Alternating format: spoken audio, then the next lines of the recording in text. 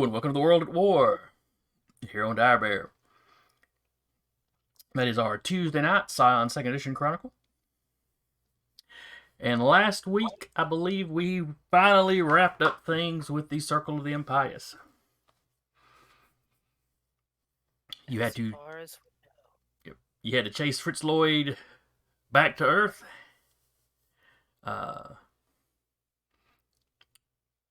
Slap the divine title on him. Yeah, I'm trying to think of how to describe the whole airport thing. Basically, figure out the red herring he was trying to send you on. And then track him down to his, not estate, but his home outside of Cairo. Mm-hmm. And yes, you roughed up some of his security personnel, scared the living daylights out of his maid, and then yes, slapped a divine title on him that is pretty much ruining his life. I hope you're happy. We are. I am. I'm very happy. We didn't kill anybody. I like to think that's growth. True. You might have a fair point. I mean, in some ways, you even brought your parents back from the afterlife. I wonder where they got to. Yeah, I do. Hey, Falcon Wolf, I see you there in the chat. Hello, Falcon Wolf.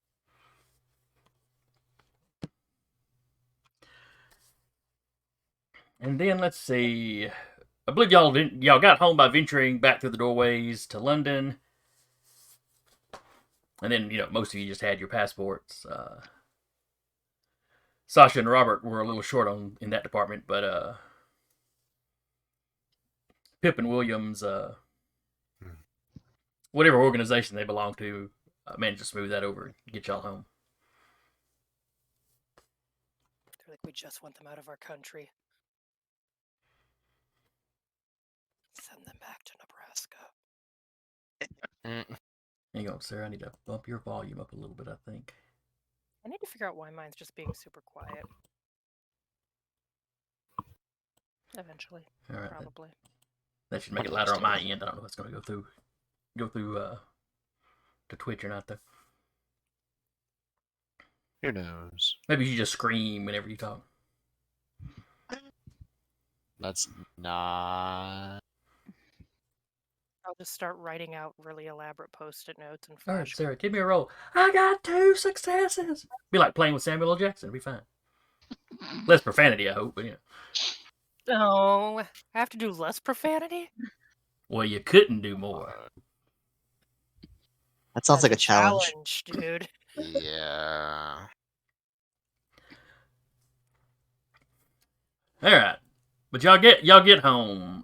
Connor, your men report back to you. The city has been relatively quiet. Okay.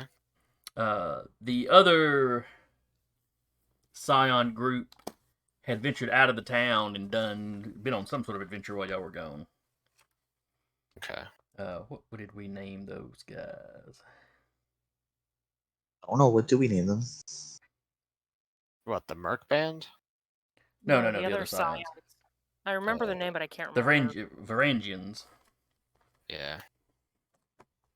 Which was like an imperial kind of bodyguard group from the Byzantine Empire. Mm-hmm. That's not weird at all. There's a completely reasonable explanation for it. What was that? Nothing. Let me bump her volume up some more since she likes to whisper on top of it.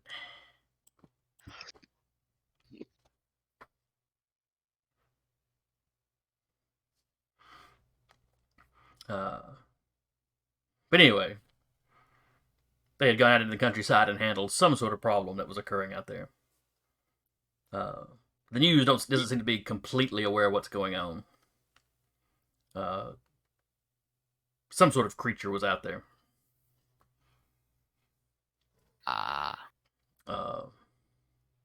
The locals are talking them up about, how much they helped and whatnot. But inside the city where you had your men keep an eye out, it's been pretty quiet. Gotcha. They've kept an eye on the shrine. They've kept an eye on Sasha's parents, or grandparents, I should say. The shops, the dojo, all that jazz. Okay. Oh, we got some more people in chat. Hey, Otter. Otter. Waffle, Falcon. Impartial Punch. Waffle I've seen before, but I don't remember who that is. It's not one of y'all, is it? It's not me. Okay. So No. In that case, welcome, Waffle. Wish my name was that cool. an impartial waffle.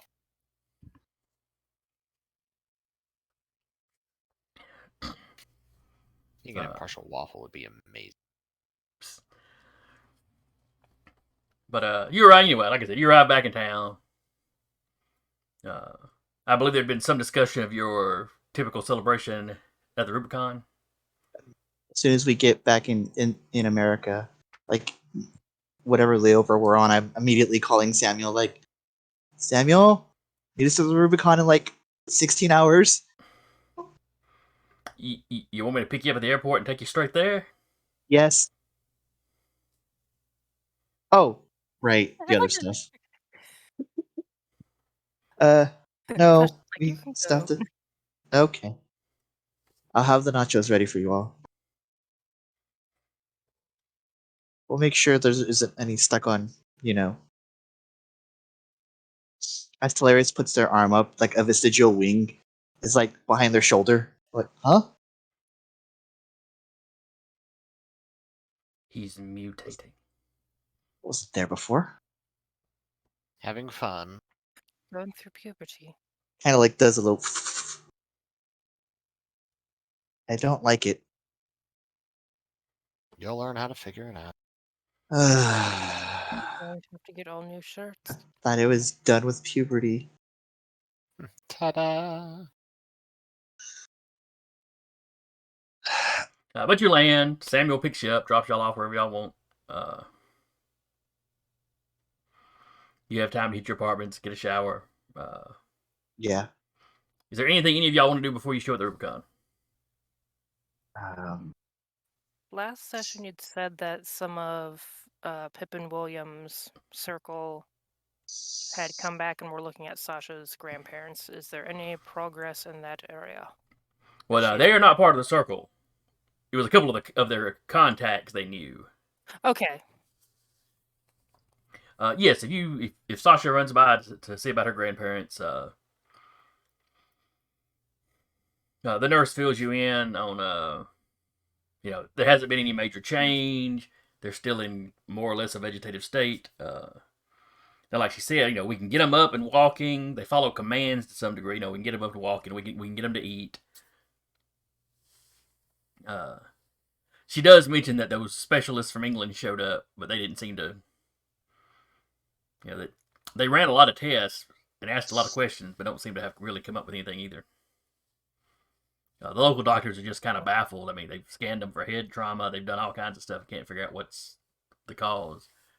They've run toxicology reports to see if, something was introduced into their system.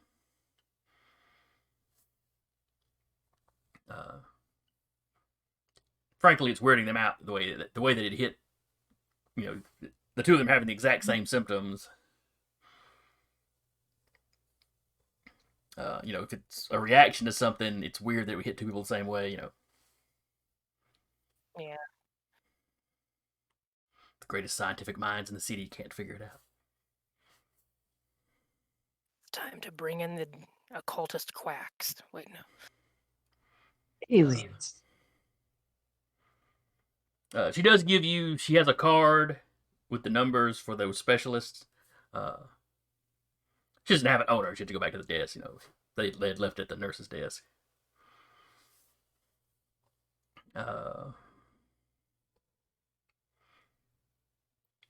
When you get there, there's also a couple of Samuel's troops. Oh. Which, you remember from beating up at the park that time. They're kind of running low-key security.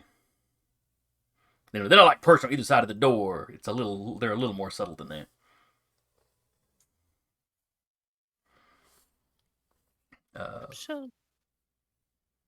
She'll hang out for a little bit, even though they can't hear her or anything. She'll kind of tell her about the trip back to Egypt and Safa and the overworld and all that, and eventually make her way down to the Rubicon too.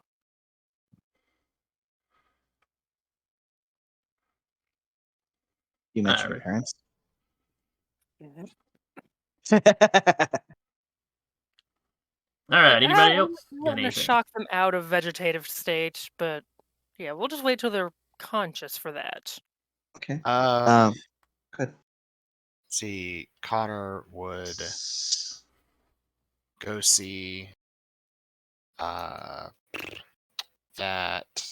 sorcerer guy that we hauled in. Okay, he's still in custody. He would ask to temporarily take him out of custody, then bring him back. Check out this convict, like a library book. Yeah, that's not You can really come a too if you thing. want. I just need him to talk to a certain deific figure. All right, what was the name of that contact you had made? De Kadama. No, not The him. Or sheriff them. guy. That lieutenant, was he a lieutenant or a detective?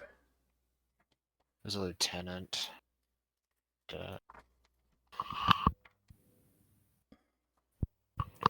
Word. I forgot to add. That's like one contact I forgot to add to my contact list on my sheet. I know I've got his name written down. Was it Lieutenant Clint Blakely? Might It have sounds been. vaguely familiar. Word loads. I've got him marked down as a lieutenant anyway, so.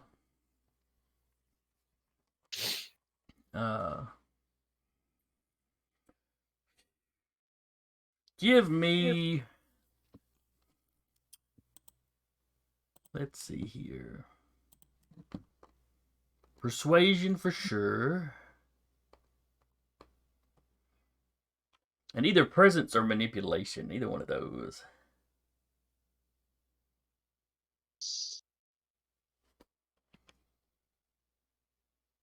Sorry. Yeah, Lieutenant. I have Lieutenant Blakely. Okay. So it was Lieutenant what Blakely? Clint.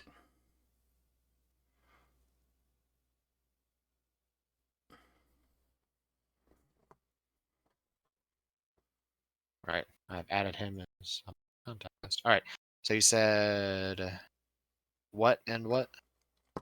Persuasion and then either presence or manipulation. Oh boy, so I'm just rolling manipulation. Mm. Because I have no persuasion. Oof.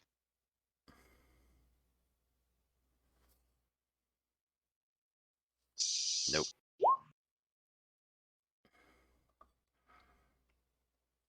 Yeah, he wants to help you out. He does, but yeah, he can't. He can't. He doesn't even really have the authority to just kind of let that guy out to go and walk about. Now, if you could bring your deific friend here, he could probably arrange to let you talk to him. You know the giant tree in the park? The one you built a shrine around? Yes. He is bound to that tree. Oh. Yeah. Can he do Zoom calls?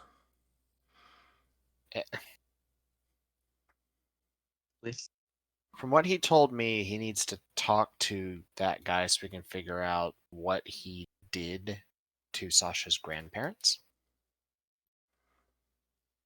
Well, could he talk to him on the phone or something?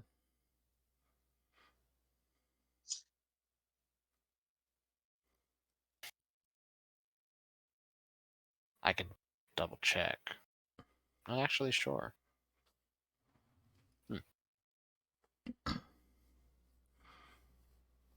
Can we say he's made a doppelganger to go watch the shrine again? Sure. I mean, I could easily see him just as soon as he arrives, popping one of those to go check out the shrine. Yeah. Since you tend to leave one there pretty regular. Yeah, so he'd do that, and he'd have the version at the shrine ask if he can talk to somebody remotely. He's never tried, but it should work. He just needs to communicate. Okay. In which case he'd say, well, we can try. I guess I'd need to use my phone. Okay. He has the sorcerer guy pulled out to a interrogation room. Okay. And you had heard that this guy had not turned state's evidence exactly, but he's basically going for as light a sentence he can get, and he's willing to squeal on anybody. Yeah. That's about right. But he gets kind of tense when he sees you walk in with a detective. Or the lieutenant, rather. Hello again. Hey, now, I've been cooperating. Yeah, I'm aware. See, I need you to talk to somebody. Okay. Do I And need my lawyer? Nah, you shouldn't. It's not anything legal, really. And he'd pull out his phone and have his other him climb up in the tree with the Kadama and just hold the phone. I don't think you can call yourself. I don't think that's how cell phones work. But you can call the lieutenant. Yeah, that's because he's not leaving you alone in the room with this guy. That would, Yeah, it's. I mean, it's like the him over there is calling the lieutenant's phone. Okay. The lieutenant hands it to the guy. There's a 15 or 20-minute conversation. You don't follow it all. Clearly, this guy does not know the entirety of how he refers to it as elf shot. Okay. But he's not entirely certain of what went into the making of it. Fritz Lloyd, made the stuff. But, he tells the Kadama, what he saw, what he was instructed, how he was instructed to use it, what he was told about how it should work. So you shot them? I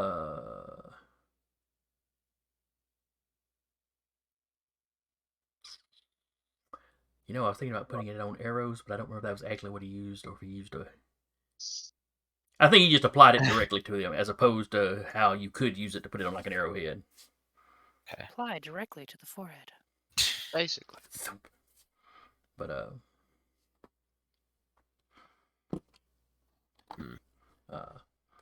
so anyway, he fills the Kadama. He fills the Kadama in. You recognize some of what he says. You don't follow all of it. Because some of it gets a little technical. Yeah. This guy was in the early stages of training into this kind of alchemical stuff, so he's like first year college student at this. Gotcha. But eventually he stops. He hands the phone back to the lieutenant. I told whoever this was, everything I knew about it, so I hope that helps. It should. They seem like a nice old couple. Yeah.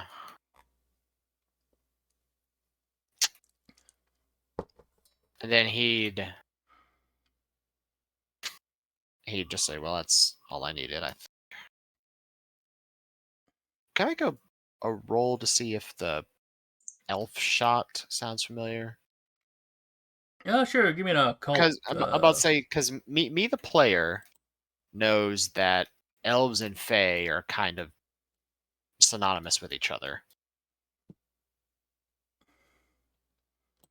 But so occult and what? Oh, intellect, I guess. Cunning if you want to.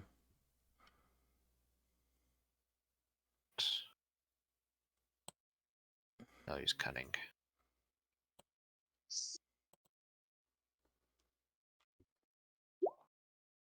2 successes. Oh yeah, you've definitely heard that you've heard the word elf shot before.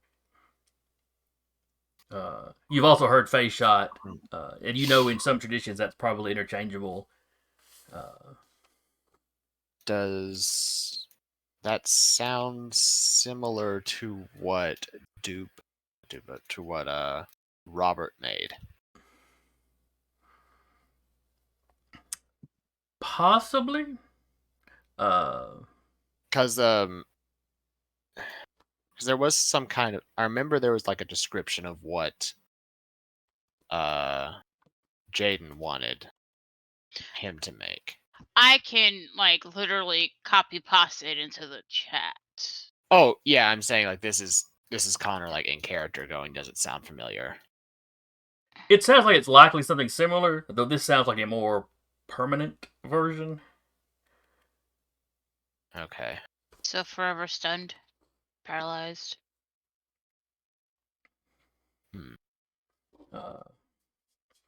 It's probably the same. It's probably not exactly what Robert made for Jayden, but it's probably a similar sort of thing. Kind of like how if you go, I'm going to make a poison. Well, there's a wide variety of what you could make that would fall under that descriptor. Right. Hopefully, he gave the Kadama enough that the Kadama can figure something out. All right.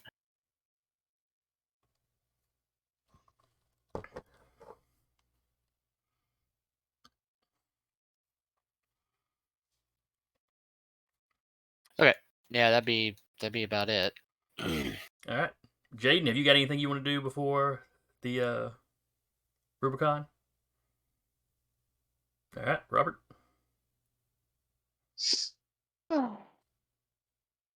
Robert would probably have checked to see.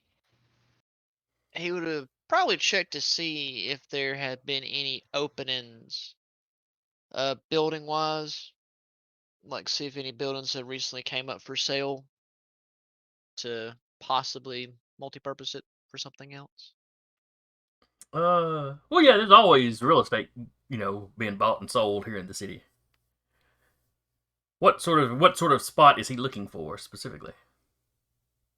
He would be looking for some place to essentially teach his craft, like he had discussed with his father beforehand. Wanting to start like the crafting hall kind of thing, or artisans guild or whatever. So he would have gone to see if he could have done anything about that. See if there was anything for sale that he could probably snatch up real quick. Okay. I mean, you don't have a ton of time before everybody be meeting at the Rubicon. But you could put together a little listing of places you wanted to go look at.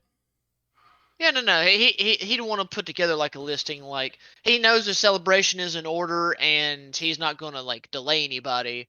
But probably whenever they have downtime, aka after celebration, that'd probably be what he'd look into doing. But yeah, you could definitely find some spots. Some of it's just office space. Some of it's like an old warehouse.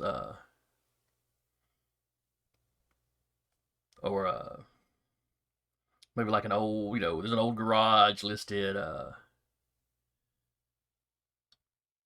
And some other kind of smaller shop type stuff, which is probably more what he'd be wanting. Okay. I have no idea, what kind of resources you need to buy a building in this game, but I'll look into it. And of course, there's always the possibility of renting a place, at least at first. Oh yeah, he'd probably rent it just to kind of get established first. Or, buy an empty lot and just build your own overnight or something. Oh, well, yeah, there is that. probably be the easier of the lot, to be honest. And empty lots would probably be cheaper. Mm. Probably, yeah. As long as it's not like downtown or something.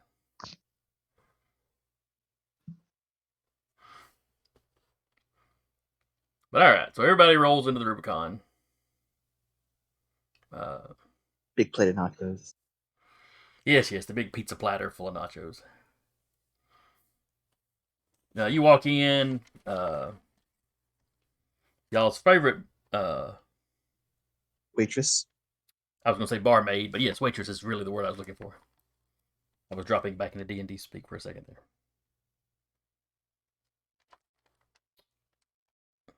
Was Bridget her name?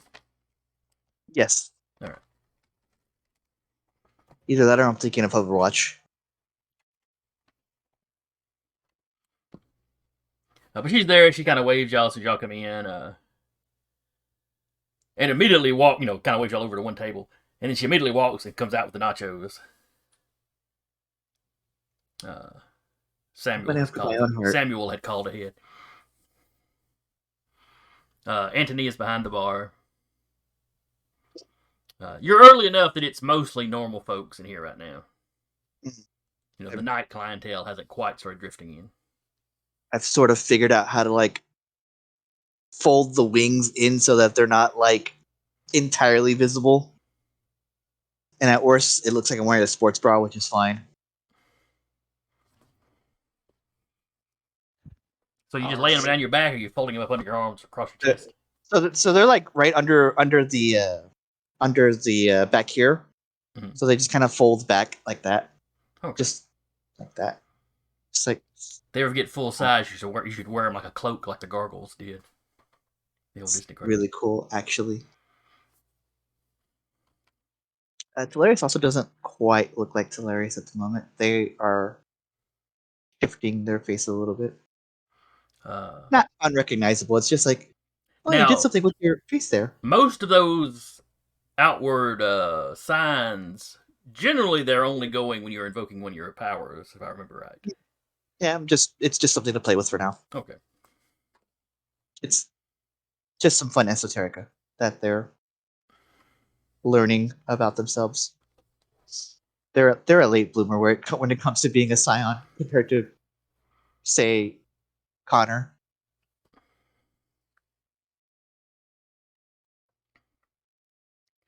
But she throws the platter down. 6:30. Yeah. Well, hey, how are y'all doing? I haven't seen y'all around for a little bit. We were business on the other side of the world, as per usual.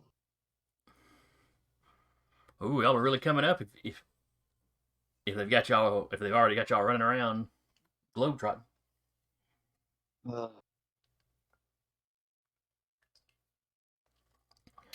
Yeah, something like that. Yeah.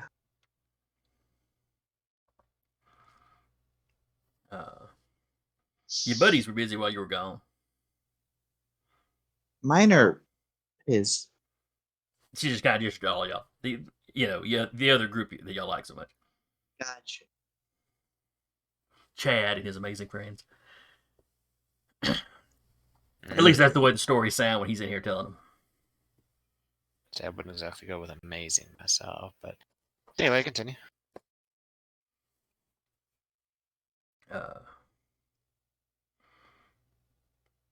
So what were y'all up to? Or where do y'all go? What sites did you see? That sort of thing. Oh, that reminds me. And they produce a little one of those. It's like a snow globe, but it's shaped like a pyramid. This is for you. Oh, y'all went to Egypt, or maybe Las Vegas. Egypt.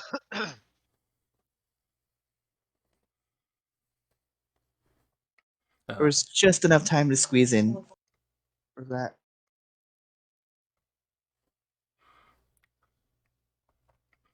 She kind of looks at it for a little bit, thanks you, disappears into her apron.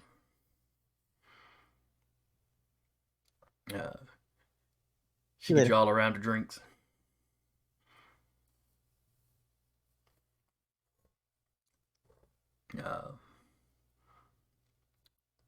So y'all eat, you drink. A couple hours later, or an hour or so later, the style of clientele starts kind of swapping out. Good.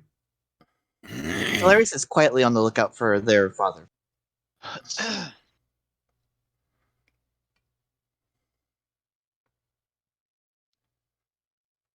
They haven't done anything to like summon him like, these other ones have, but they're just hoping. Not quite praying yet. So you're keeping an eye out every time the door opens. You look over. Are you my dad? Just gets really awkward after a while. Like, you can't ask everyone that question.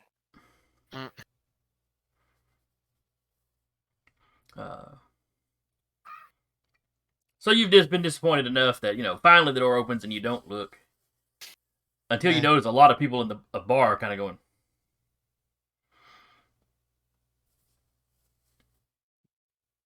And you turn around and see what looks like a 12-year-old girl.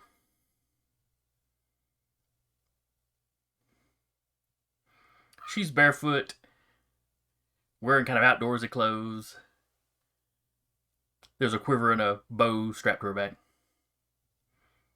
Tiny little wings. No.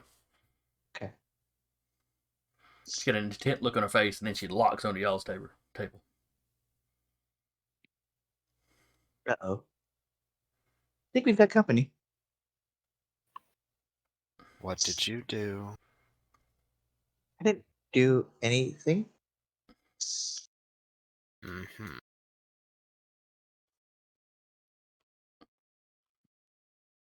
But she basically marches right up to the table, and stops next to Jayden's chair. Ah, it wasn't me.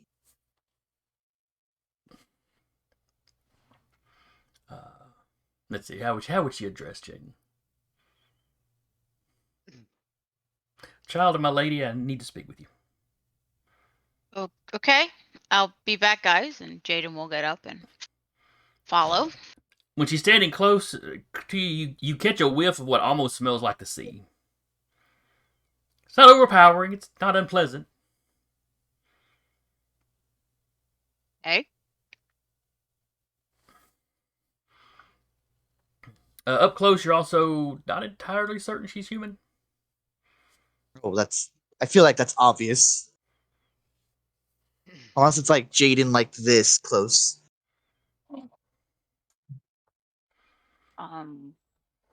So she'll move them to an area where there's not a lot of people. Be like, so what do you need me for? I bear a message from your mother. Okay.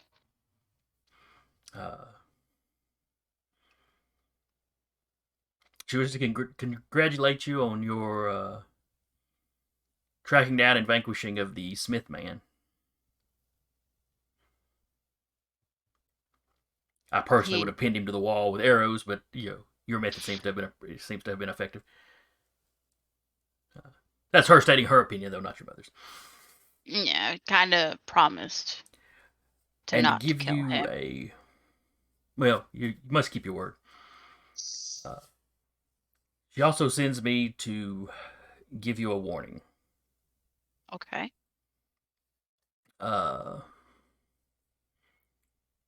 She would it be her grandmother or great grandmother? Uh-oh. Depends. Who is it? Fucking with the Titans. It depends on who the person is. Mm-hmm.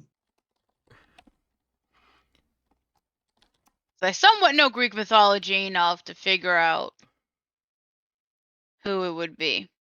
All right, let me pull up the old Greek family tree here. Because Artemis's mother is Leto. Yes, Leto's a Titaness.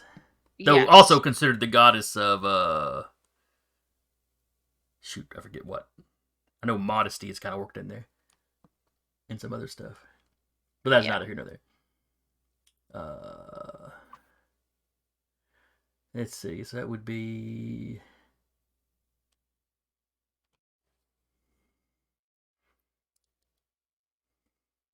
Artemis's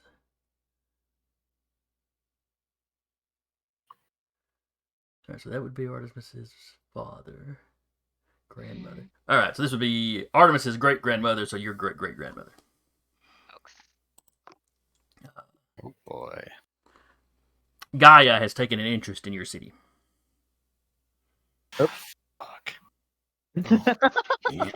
Okay, sure so fine. Mother Earth wants the city. Okay. Your mother wants to stress that she does not know what the Earth Mother's interest is, whether it's really in the city or someone in the city or some group in the city. The city has, several Scions dwelling here. I mean, there's your band. The other band. The other band. She gestures towards Antony behind the bar. There are a few associated with this bar. Though you and the Varangians are the most active.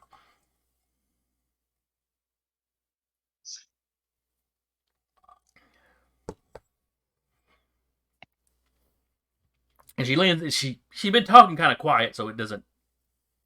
None of this Worry talking everybody spreads. else. Yeah. But she leans in closer and kind of whispers, "Your mother has not told me this, but I get the impression she does not entirely trust her great-grandmother.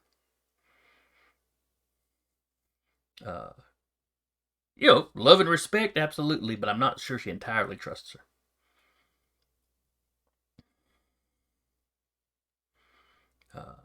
She simply wanted me to give you a heads up to keep an eye out.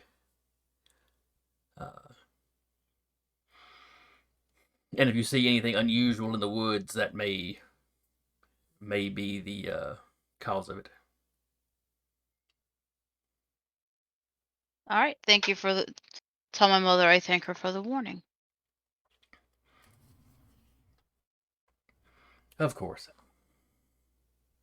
I will leave you to your friends. And she kind of gives the guys at the table the ugly eye, the ugly eyeball or whatever. I mean, they're not all that bad. At least not all of the men. But I understand.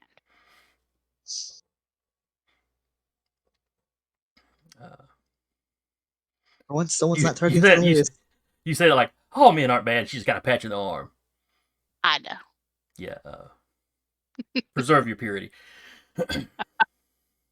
Preserve your purity. She comes up just shy of kind of doing this number as she walks by Connor and Robert. Talereis doesn't get attention from Artemis. Nor does Sasha. She is completely fine with that. What was this number? I'm not on camera. I didn't see it. It's the fingers to the eye I'm thing. watching you type The deal. Bayfong. Oh, okay. Robert would have noticed that and would just kind of tilted his head like, wait, what did I do?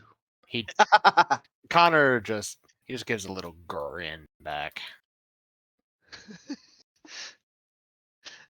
It is And not a pleasant grin. Yeah, poor Robert would have been like, wait, I haven't pissed anybody off, have I? I've been good, crafty boy. Artemis don't like men, so No, he knows. It's just a simple fact of which,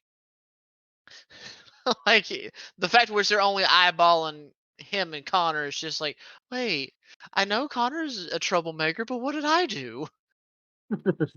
But and of course, Jayden is pretty sure this is one of the nymphs that hunts with Artemis.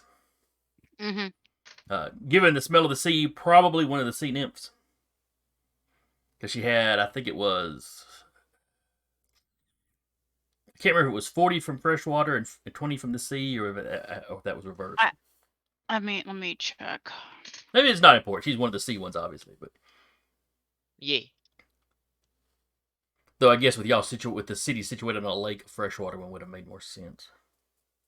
Oh well. Maybe she was visiting. We can go with that one. That's true. They hunt everywhere. But anyway, she walks back out. You've got a few of the kind of looky-loo normal folks that are still here. Hey, are little kids allowed in a bar? Hey, she didn't have any shoes on. Should we go give her some money or something? Here's $10, kid. Get yourself some slacks. Uh,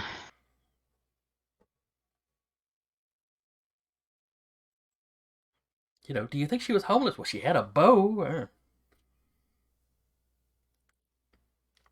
The less than human folks, yeah, some of them were kind of like, watching because it's something interesting going on in the bar, but none of them had any indication to go interact.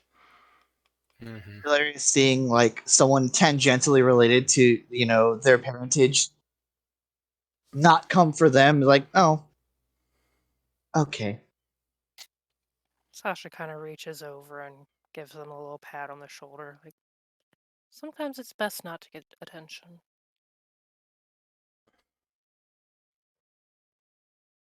You're probably right. I'm sure when they have something for you, they'll come talk to you. Just seems Uh. like Artemis has something for Jayden every other day. And Whether or not that's a Jayden good thing, will walk up at that point and be like, "I'm sorry." it's not your fault. Just a little salty. But our great great great great grandmother Too many grades. has an interest in this place. That's not good.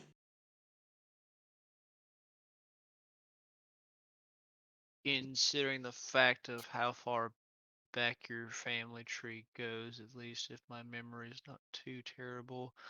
Mother Earth is very interested in Olympus. Oh, that's concerning. Oh, that's just lovely. Aren't they, my mythology's a bit rusty, but aren't they... Titan? Yeah, that.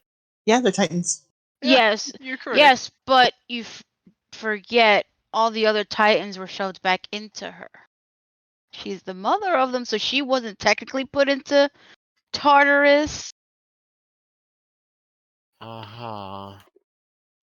Is this Hey, gonna listen, be one of those? me as Rappy, I've read a lot into it, so like they can say that like Tartarus is technically they shoved the Titans back to where they came from, and where they came from was her. Does that mean Gaia is gonna do some sort of like Trojan horse when they get here? The worst unboxing ever. I mean, Well, that's now, the storyteller's transgression at this point. We you would can't also know do that it. Gaia sided with the gods in the first war of the Until Titans. But yeah. then, after Zeus ascended to Screw- power, she also gave birth to Typhoon, who was the last Titan to really challenge Zeus for power. and he shoved Typhoon, I think, back as well with the rest of the other Titans. Yes, they were all banished to Tartarus. Yeah, with the Cyclopses and the 100 arms and legs and whatever to watch them for 100-arm one, eternity. Yeah. To guard the gates forever. So... the mother of all of your Titans. Yeah. And gods. And gods. Mhm.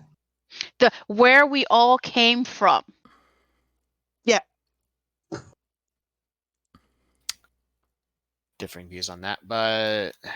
okay. No. She would say basically from the Greek pantheon, like where we pointing to between her and Talereis, where we came from. Okay. Yes. Not very thrilled about that. Just got home. What did I miss? What did I miss? I'll probably will notice it a little more than you guys would. Mm. Why? Mother Earth, woods. Sure. Oh, lovely. Something I'll be dealing with too then. Mm-hmm. Yeah. Lovely. Well, Connor, I mean, to be fair, I'm sure your lovely little Kodama could probably give us a little bit of an inkling of something that could be going on. True. Right, and then Robert kind of stops, scratches his beard a little bit, and he's like, "You know what? I think there might be something I could do myself. I have to go get me a few little stones and take some time to do a little bit of carving, but possibly get some ideas myself." Hmm.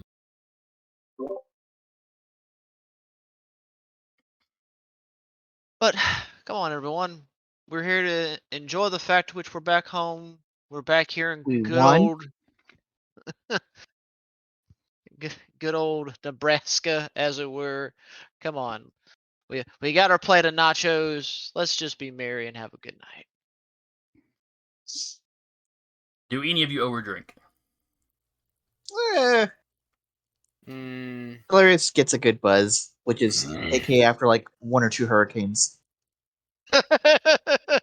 uh, If you Robert invited would have. Samuel along, then he's drinking pretty heavy. Robert wouldn't have drank too heavy. I mean, he would hope his tolerance has been going up since he's been drinking a little bit more, but he would get to the point where he's like starting to feel like, all right, let's slow the roll. Um, before Samuel gets too like fucked up, Talereis will like kind of like elbow him and go, "Hey, do you have anything for ghosts?"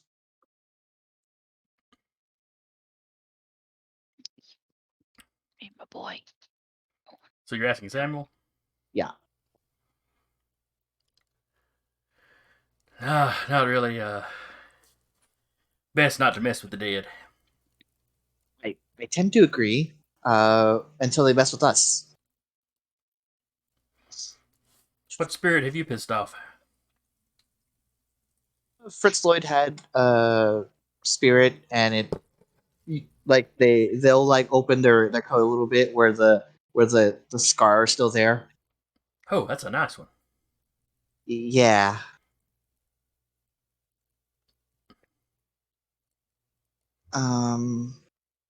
I'm looking for the one I actually gave him a knack.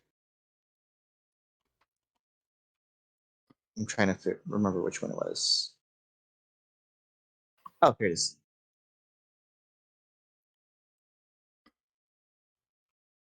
I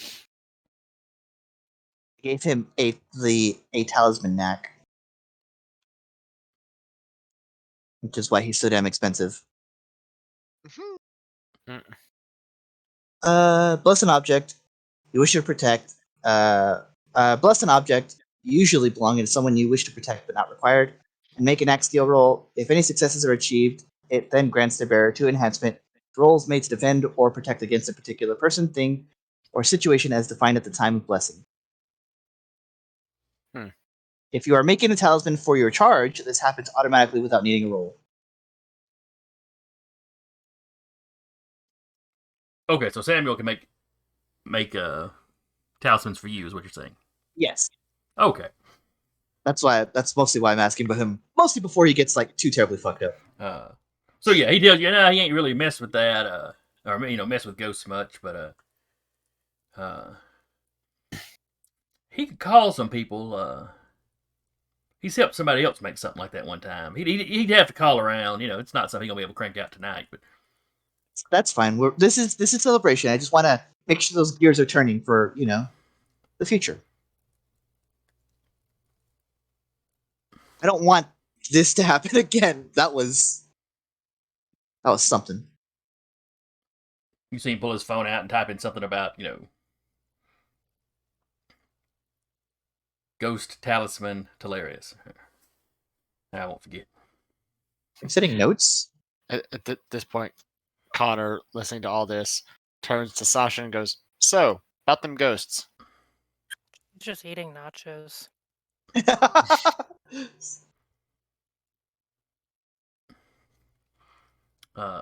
Sasha's not seen hiding her hair of them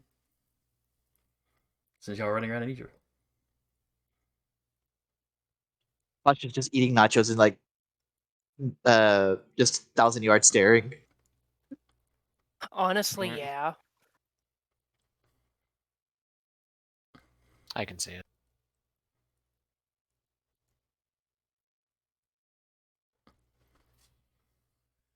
So Look. what's with this thing? The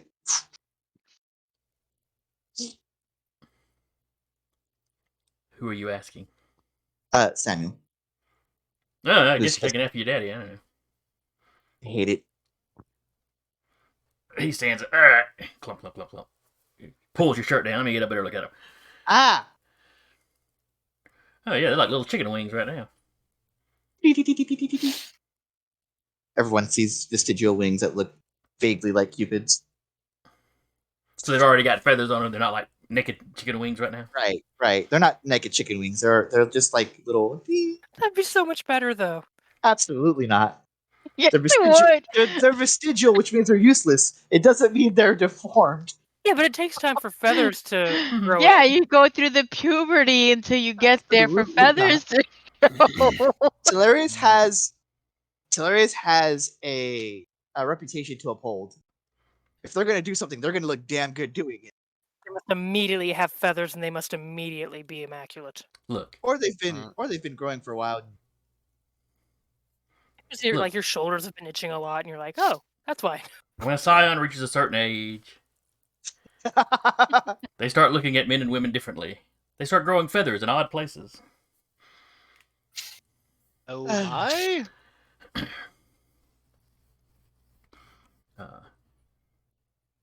He kind of pokes at one of them. Huh.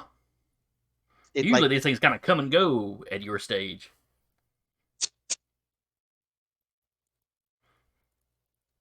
What if you were able to fly at some point? don't know. If you can, you're taking me flying. I- He sits back there. I could never talk your father into doing it. Well, then you've got he like pats Samuel's belly. You're gonna have to slim up then.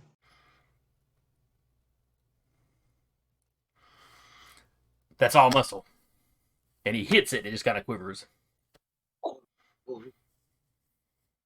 This is the bad kind of undulation. Full circle.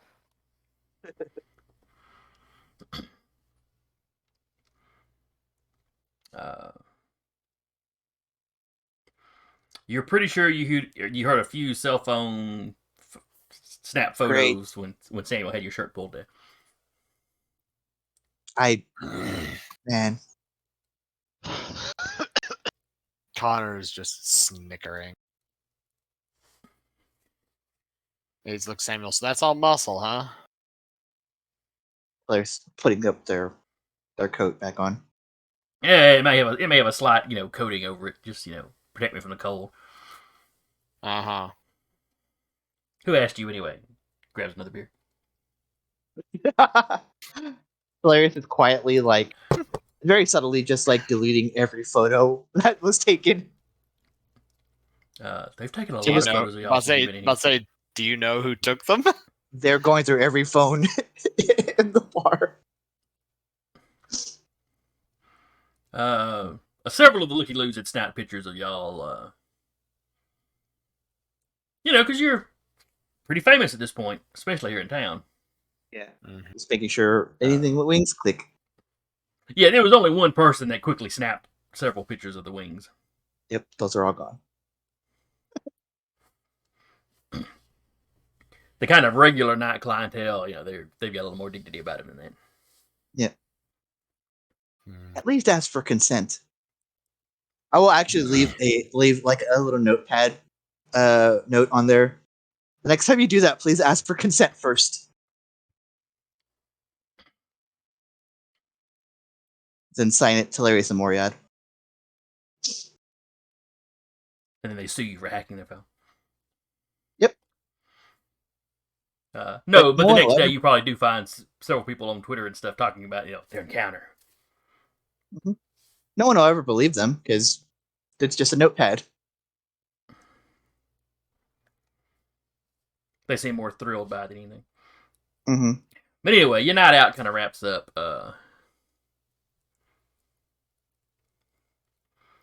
You pay your tab. Bridget tells you, be sure to come back again soon, and offers to call cabs for any of y'all that might be a little iffy about driving. I'll get them Ubers if it's all the same. It's okay. Yeah, that's fine. Appreciate you looking out for them. Mhm. Stagger into an Uber and head back. All right. So following the night out, y'all have about a week or so passes. Mm-hmm. Robert, if you want to purchase an old shop, you can certainly find one, and we'll have to look into whether you could afford to buy it or rent it. If you wanted to buy a empty plot of land and construct your own artisans guild or whatever, you could do that, in a week without any trouble at all. He'd probably end up doing that. He'd make sure to go down to City Hall, though, get the proper paperwork. If he has to, bring Connor along to speed up the process. Connor does seem to have the knack for making those sorts of things run smooth. Mm-hmm. Yeah. Oh, Robert's noticed. I mean, he's not, he can't help you like forge documents or fake stuff, but to make the bureaucracy just work like it's supposed to, smooth sailing. Oh no, he wouldn't Just dare. works. Hey, he wouldn't dare do that. He would just ask, like, "Hey, I just need to borrow you for a minute. Make sure this paperwork goes through, so when I build, I don't get flagged for doing something I'm not supposed to." Again. Was that a dig at me, Robert? No, I promise that wasn't a dig at you. But then again, luckily, it didn't take you long to get the proper paperwork filled out and filed to where no grievances could have been said against us.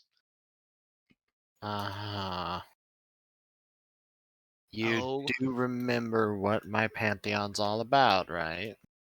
Exactly. Efficient bureaucracy. Fair enough.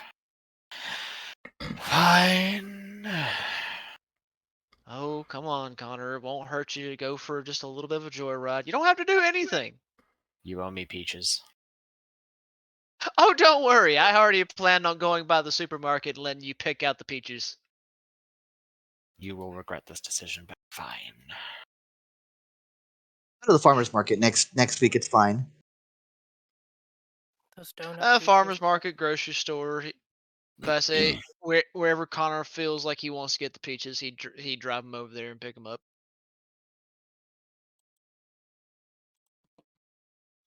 Jayden,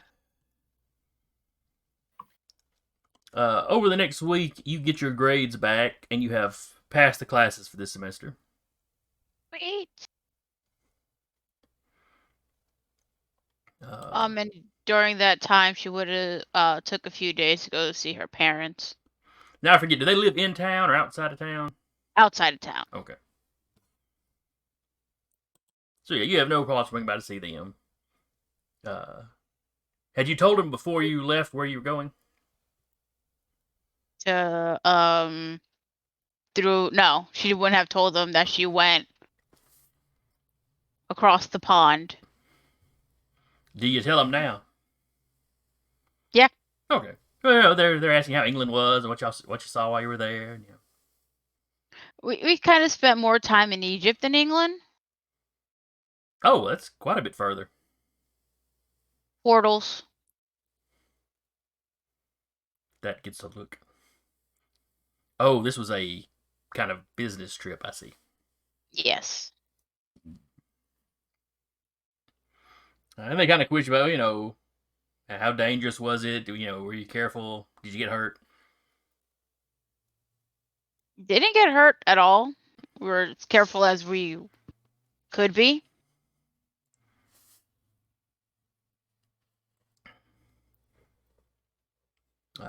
Your dad asked if you brought him anything back. She would have gotten souvenirs and would have given her parents like a T-shirt from over there each. Also, during that week, while you're taking one of the classes you teach on kind of a nature run through through that big park, national forest that's across the lake. Mm-hmm. You run into basically what seems to be an apple orchard. You're familiar with this area, and there's a few apple trees scattered through these woods, but there wasn't anything like this. But these things are full grown, they look old. In fact, everything in the area around them is a lot lusher than usual. Now, it's very pretty. All your students are very taken with it.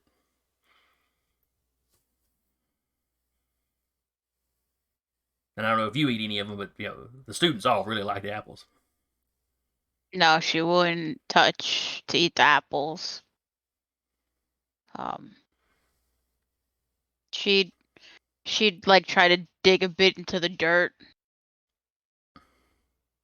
You don't really have a problem doing that. What is it she's looking for? Like, would the texture be different than anything else? Like that she's seen, like the dirt around the other apple trees. No, the dirt seems to be just kind of the standard stuff you run into here.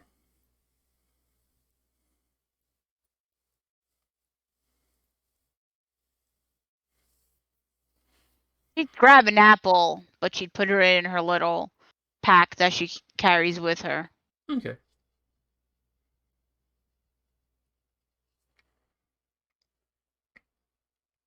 Other than that, the trip goes normally.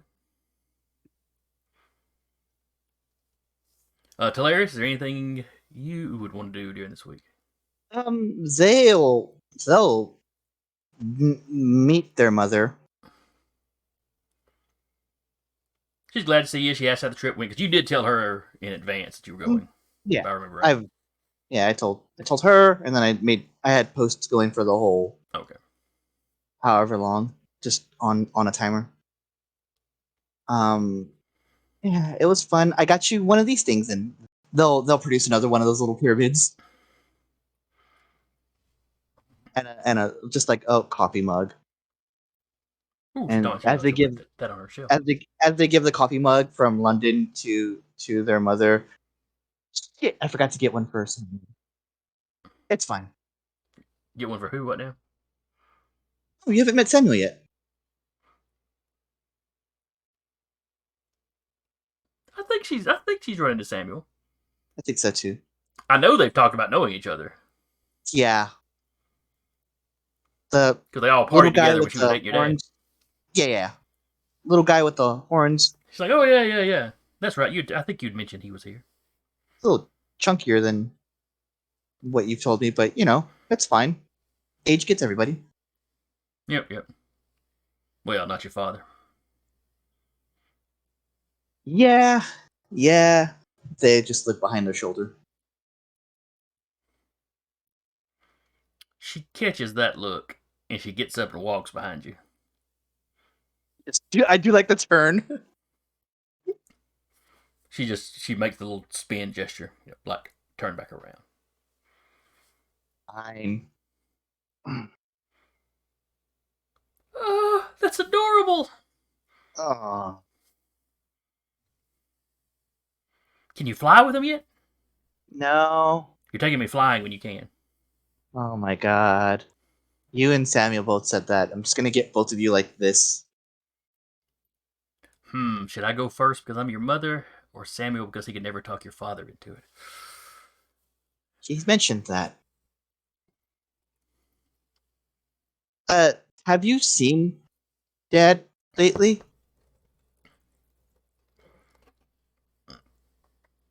Oh no, hon, I can't say that I have.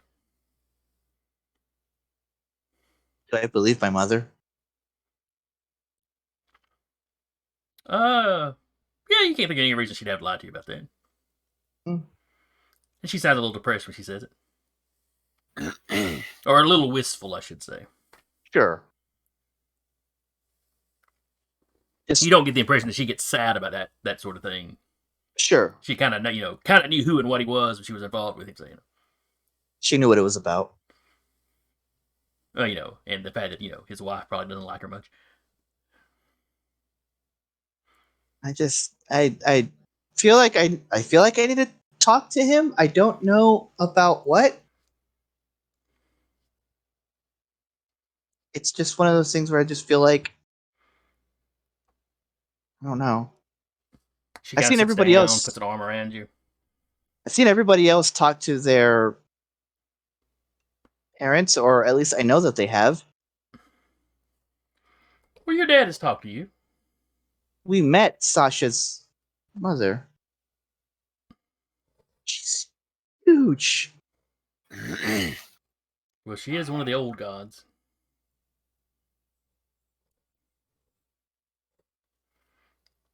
The Mm, Egyptians go back quite a ways. yeah. Yes, you're right. He has talked to me. I don't know. So, there's something to be said about checking in, I guess. Hun, let me level with you. Oh, this is gonna be good. None of them deities are good about checking in regularly. I think I don't know if it's their sense of time, if it's just their perspective. Uh,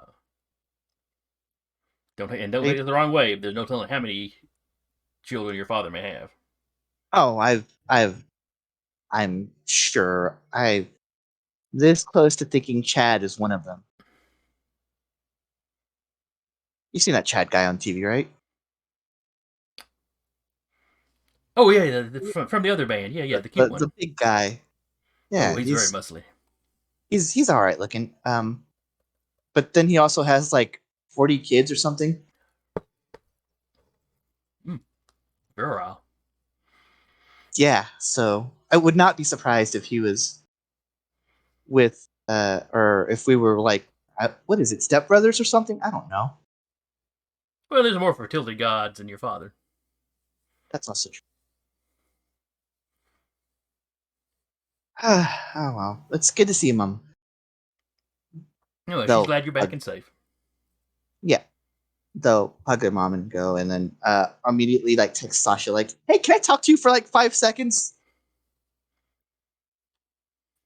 She's probably at her grandparents' store trying to clean up dead plants because it's been a hot minute since they've been there. But she'll pick up her phone. There are definitely some dead plants. Oh yeah, she's like, There's several of them you can probably salvage. yeah, she's trying to salvage what she can and all that. But yeah, she'll. I'll go over and if it's like that, then they'll go over and like help with that. Well, she wouldn't have told anyone she was going over to her grandparents to try and clean it up, but she'll Okay. answer the phone. Okay, it's just like a hey, are you busy? Are you doing anything in particular? Not really. What do you need? What's the sound of that pot crashing? No, I'm just kidding. Why are there plants weeping in the background? Wrong game.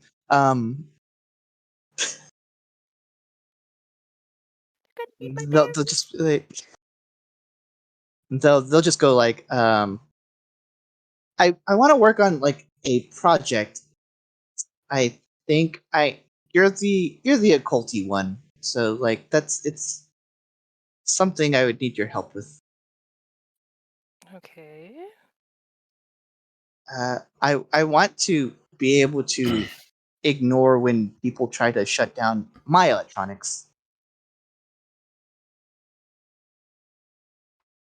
I mean, I'm not that fantastic with electronics, but I can try to help. Like that. Just whenever you're not busy this week. Inwardly so never this week. Got it. Okay. She's like, just pick a time, and I'll work around it. Okay. They'll pick a time, and we'll say like Thursday or so. Okay.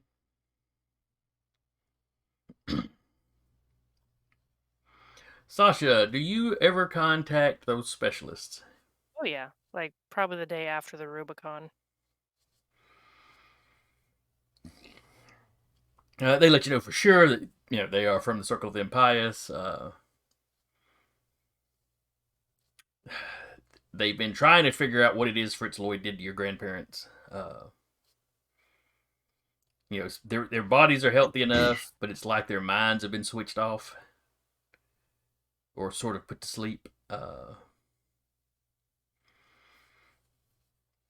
And so far, they're drawing blanks.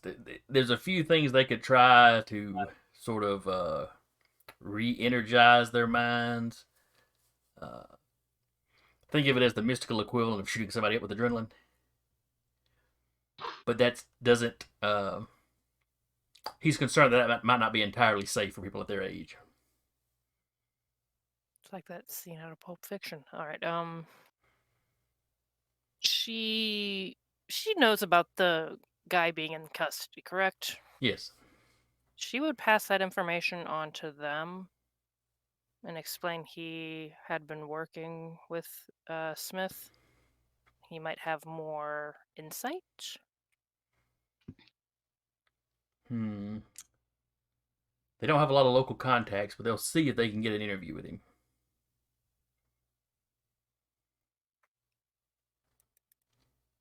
Do you know anyone local that might be able to help us facilitate that?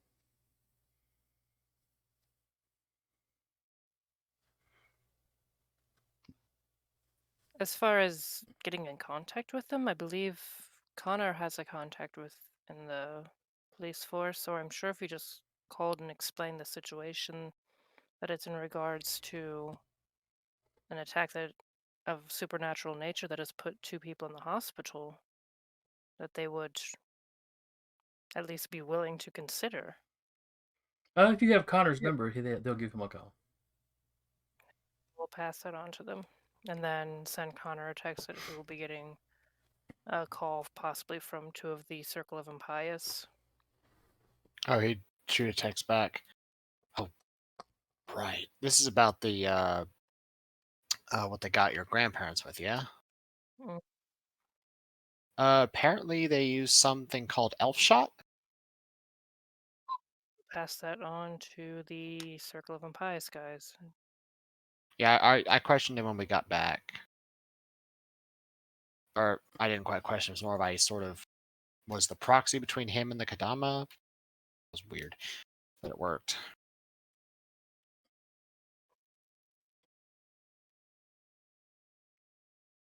Okay, Connor. Yes. Of course, the circle mystics do contact you at some point. Uh-huh. And you have no problem setting up for them to go in and talk to the guy. Yeah. You got a pretty good working relationship with the police at this point. Which is weird considering his background, but it's very strange. At this point, I think it's more like the police are sort of using him as an example of, see, this is what a good lifestyle can do. You can turn you from a gangster into a guy who saves the city. But And it's a very similar conversation. Though at the end, the impious guys are just kind of shaking their head.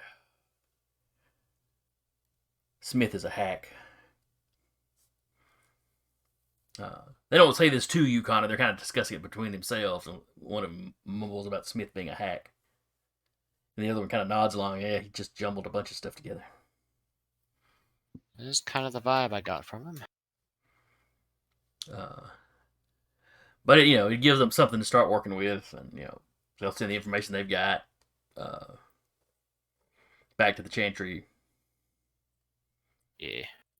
Let some of the folks there do some research.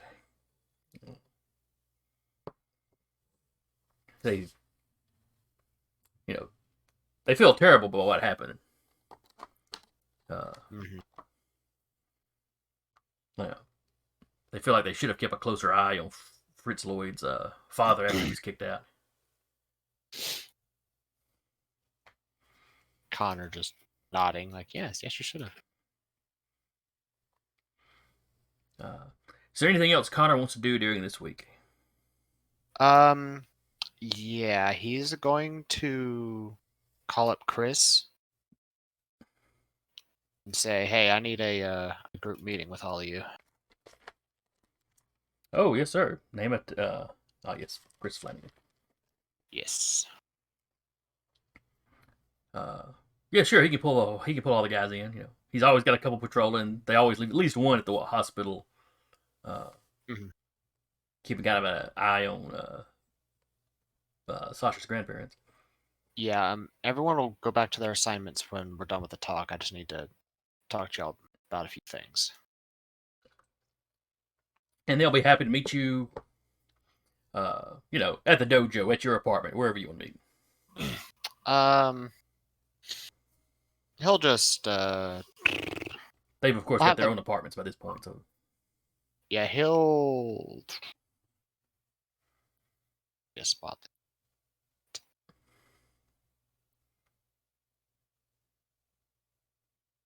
You'd have them meet, like, in... like, one of the back rooms of the dojo, like, out of sight from other people. Okay, not a problem. Your grandfather's got no problem with that. So he'll wait until everybody gets rounded up. Okay. And I forget exactly how many of these guys there were. It was, like, somewhere around 10, I want to say. Okay. Something to that I think, effect. yeah, I think you were in the 5 to 10 range, so yeah, anything through there is fine. Yeah. Alright, so,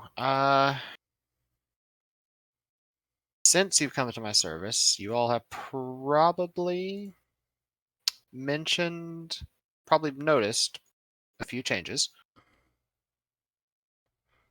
You get several head nods to that. Yeah, like those of you that are more, say, ranged inclined, probably notice your eyesight has improved. You have more dexterous than you probably remember yourself being, that kind of thing.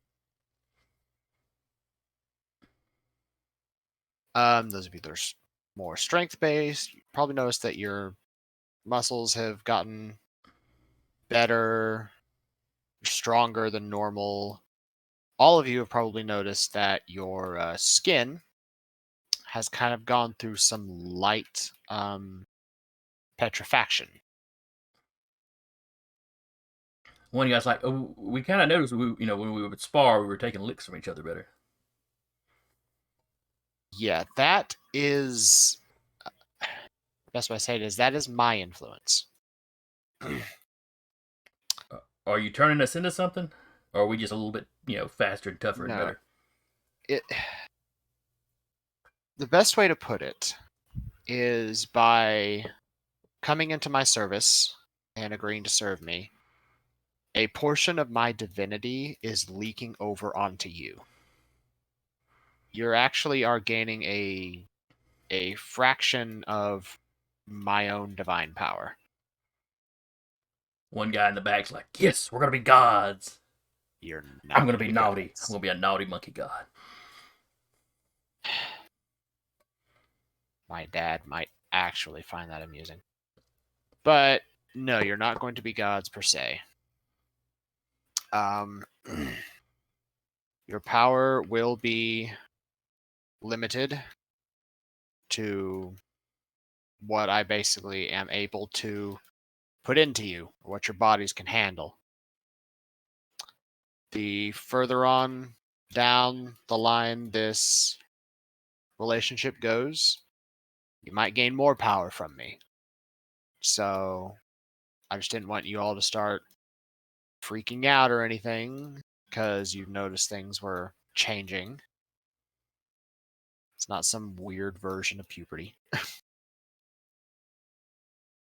You mean we're not gonna spout fur in weird places? You're not going to spout fur in weird places now.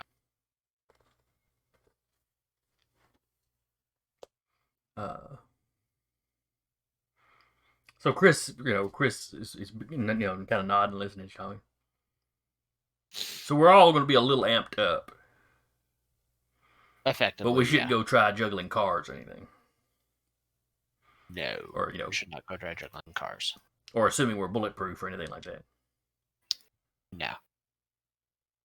None of that will be available to you like it is for me. You'll have kind of lesser variants, basically bleed-offs of my own power. Okay. And you had told Chris in advance that there was probably going to be some side effects. So, have you decided what you're going to call this group yet? No. Oh boy, here we go again. Yeah. Now, I did want to let you know that the more this goes on, the stronger your skin will probably get. I am tied to the earth, so you'll probably notice some more petrifaction along your skin. You'll be tougher. You'll probably take blows better than an average mortal, that's for sure. Much better, actually. I will say, depending on how well you do, or how well this sort of business/working relationship goes between us, I might actually grant you some more major powers of my own divinity. Some of my own divine strength and power, as opposed to just bleed-offs. Well, So. you see a lot of interested looks there. But that will depend on you all. For example, one that I've been considering for another time is my ability to keep an eternal vigil over things. Never need to eat, never need to sleep, never get thirsty, as long as you're guarding a position, for example. Well, that would definitely be useful, sir. Yes. So, final thing was, what were you all called before? Did you have any kind of name?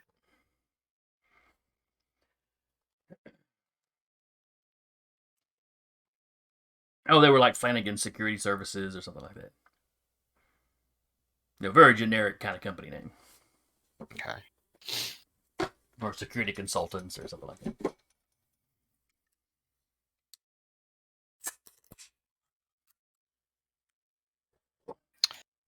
Did you have anything in mind?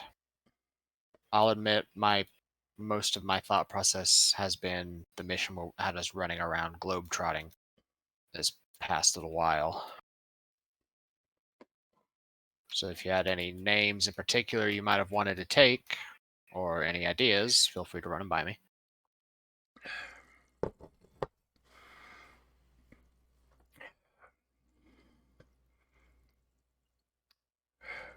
Well, Chris tells you he's got his old company name they can continue to use, especially if you're going to hire, if you want them to continue hiring themselves out. They're going to work exclusively for you. Then they do need to find some kind of way to get paid. Yeah. I mean, just to cover their living expenses and stuff. Right. Might do something where maybe half the crew is off on jobs at any given time, and the other half is here assisting you. It's just stuff to be worked out. He's not sure. He's not sure what your level of resources are. If you can just afford to put them all on the payroll and be done with it, or. But he knows you work at a local dojo, so he doesn't figure he doesn't figure you're rich. Yeah, that sounds good. Okay, so keep your name, and we can work that arrangement out. Half is out doing jobs, or the other half is on standby, I suppose. That'll work. Okay. Especially with these amped up abilities, we should be able to, once we kind of establish what we can do, we should be able to pull in bigger jobs. Yeah. There is one thing I would like to caution you all about, though. One of the sort of, if y'all any of you play like Dungeons and Dragons, you'd understand the term. One of my domains is warfare. You will probably notice that those abilities come with, you can get a little intense in combat. Have any of you noticed that? Most of them shake their head no. You see two guys, over to one side, kind of glance at each other. Okay, We noticed it sparring one time. Are we gonna suffer from like roid rage or something?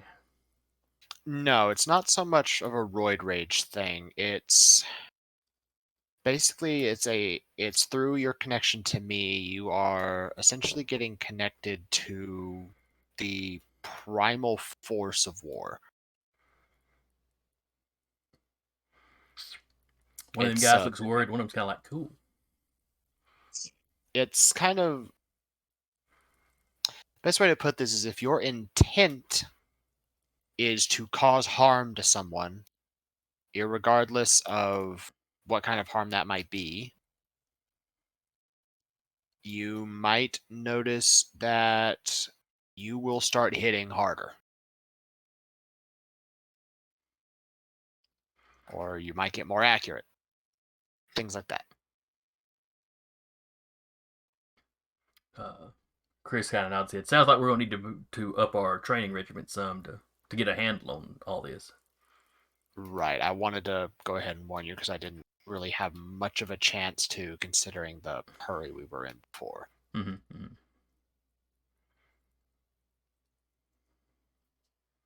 Other than that, that's all I had for you all. As I said, continue to do well, and I will see about granting some more of my divine power to you all to help with your tasks. Sound fair? All right. They all seem to be pretty enthusiastic. Chris dismisses them all. He makes sure you have a list of everyone's phone numbers and home addresses. Okay. He's taking care of some kind of business-esque side of things. Okay. We'll come up with a full list of names for these guys at some point. But Well, I'll say, the book. And by we, I mean you. Yeah, I figured. The book did say, like, if it's a group, you'll only make, like, a few. Yeah, that's fine. Like your primary contacts. Like in this case, that's why I wrote down Chris Flanagan. Yeah, probably Because he's him the and his company second, leader. and maybe one other person. Yeah. So I will get those put in my contacts list after the game. Okay. Because they can always, if you lose one, they can always recruit another one. Yeah. I mean, unless you start losing them really quick, then you get a reputation. Yeah. Fortunately, if they do decide to leave, I automatically recoup the birthright points back Yeah. that I can spend into other things immediately. So. All right. Was there anybody else that had anything they wanted to do this week? Just besides the looking into the phone thing, or the electronics in general. Yeah, we'll have to look at I don't know if that would be a boon you'd need, or if there's a knack that would cover that. I think there's one in the book itself.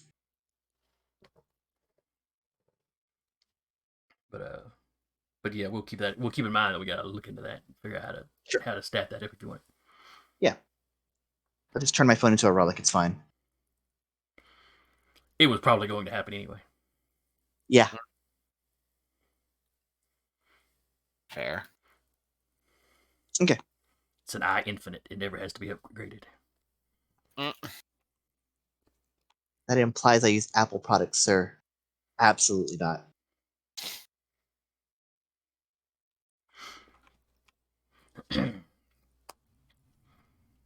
All right. So the Kadama eventually gets back with you. Okay. Tells you this.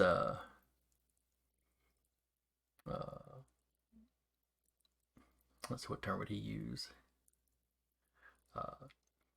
The sorcerer. What he came up with is effective, but it's a knot of many different traditions.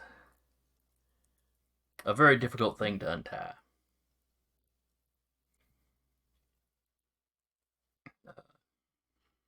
The roots of it seem to be a combination of Celtic tradition with some Greek sort of alchemy thrown into it.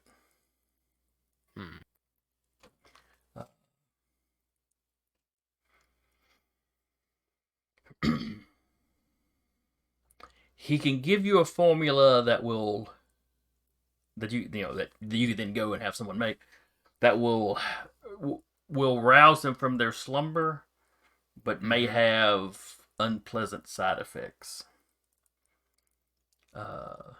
It may push them into their dotage earlier than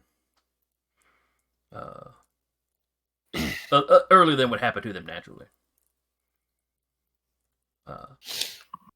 One of my friends, one of my Scion friends, is a healer. Would she be able to help mitigate the damage?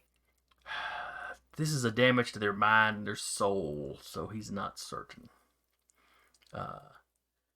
However, there are 2 people that you could seek out for help.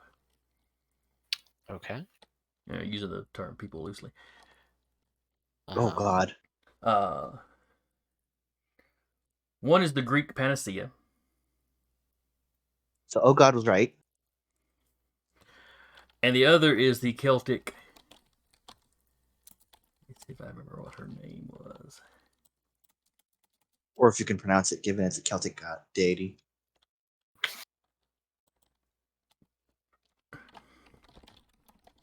It's just letter soup and good luck. You have so little Except for faith in me. sneezing. It's not about a faith in you. It's a lack of faith in the Celtic language.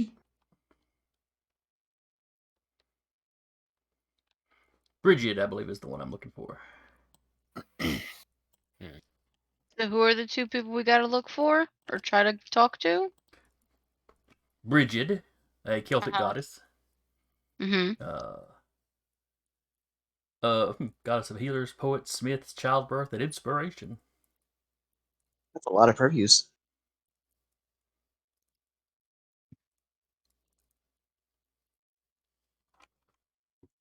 They also cover fire and hearth.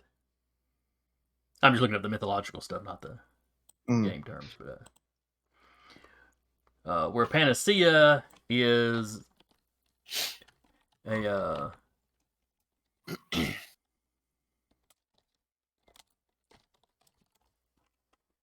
let's see, a goddess of universal remedy. Her and her 4 sisters, who are all kind of healing deities, they all sort of fall under the auspice of Apollo. It's like each of them works in one facet of his kind of healing purview.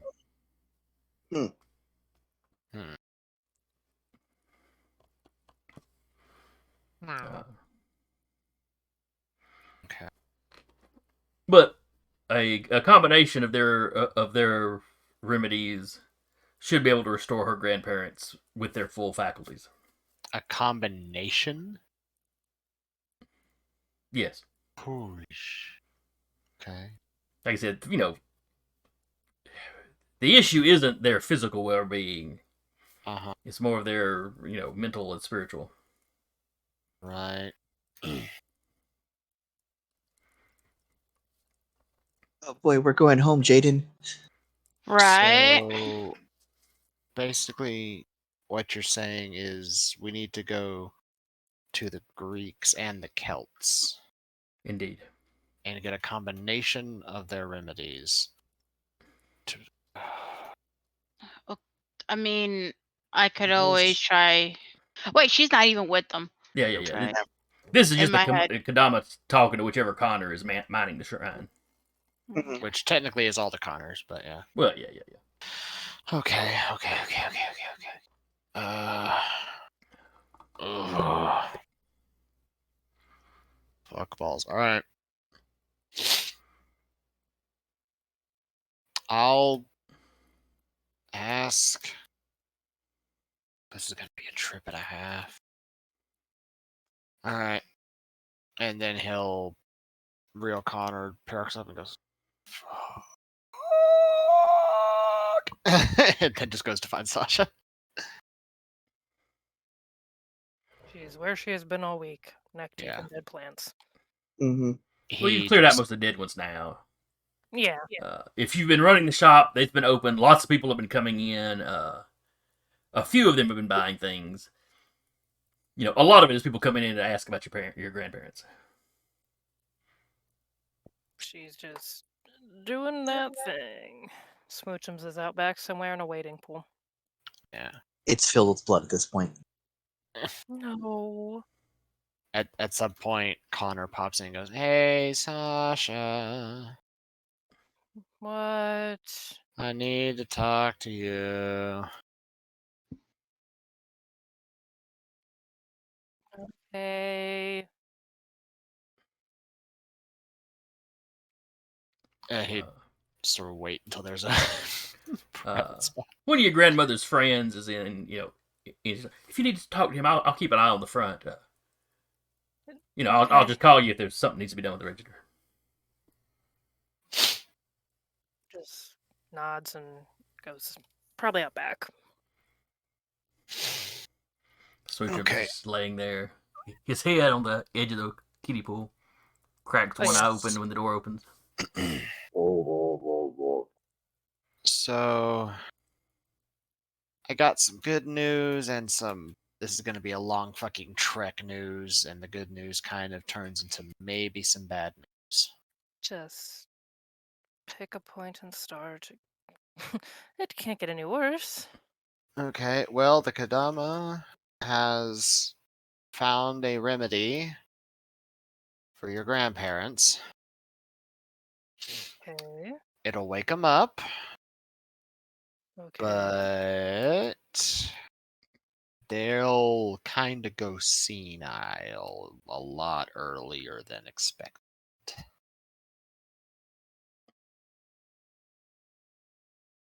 Okay.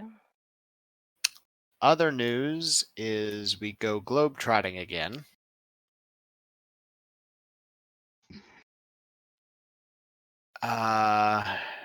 We have to go find Panacea with the Greek pantheon tied to Apollo.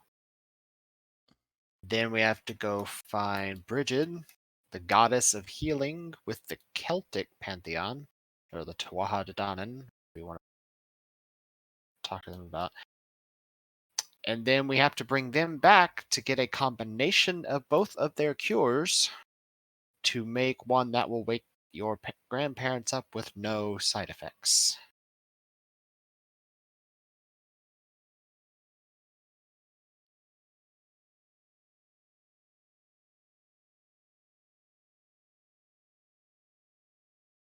She just kind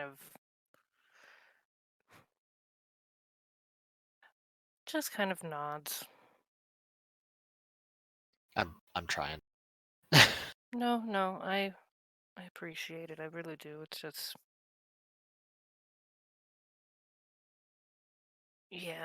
trying to do all of that and everything else, and I Yeah. don't know. I'll call around and see if anyone knows of any scions that might have connection to those gods. Perhaps they could contact them. Well, I don't know about the Tuatha De Danann. Could always bug like Talereis about Panacea. I mean, Jayden maybe, but my mythology is correct, Artemis and Apollo don't really get along. They're twins.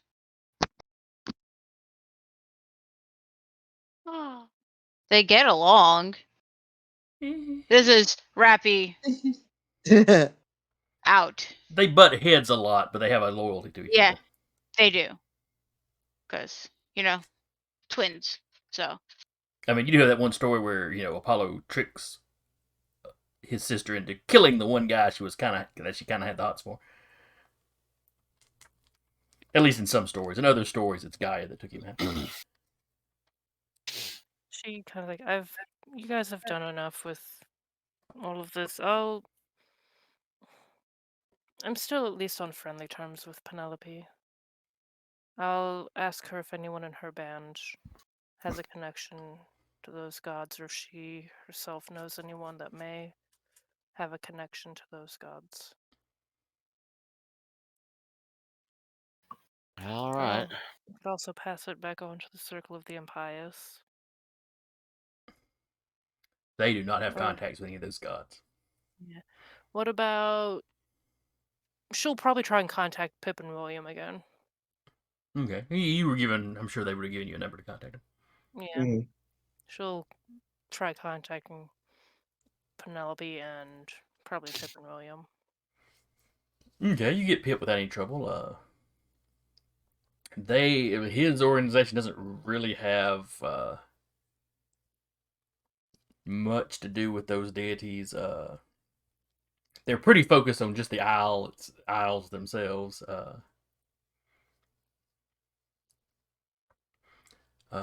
So they've had, some encounter with the Celts, of course. It's just proximity. Yeah, truthfully, I mean, the Fae are tied into them. They deal with the Fae some. But those gods aren't super, super active.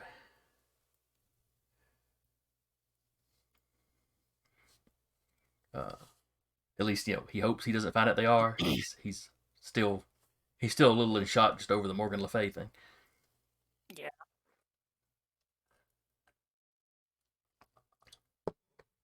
But he will put the word out, and if anybody in his organization knows anything, he'll get back to you.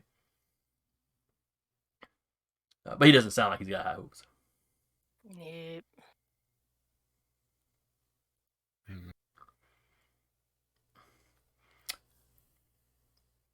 Now, when you call Penelope,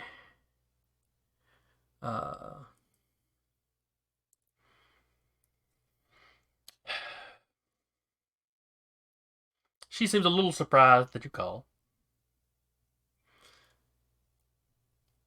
She does confirm that a couple of them have ties to the Greek pantheon, though not to Apollo or Panacea themselves.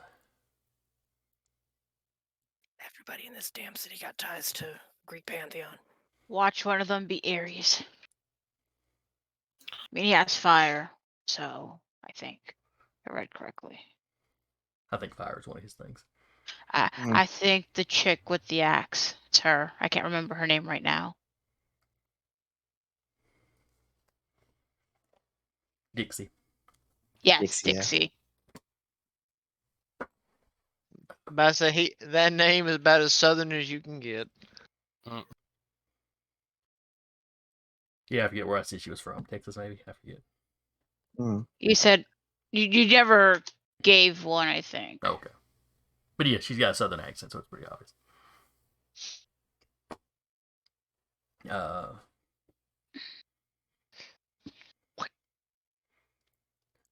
But yeah, she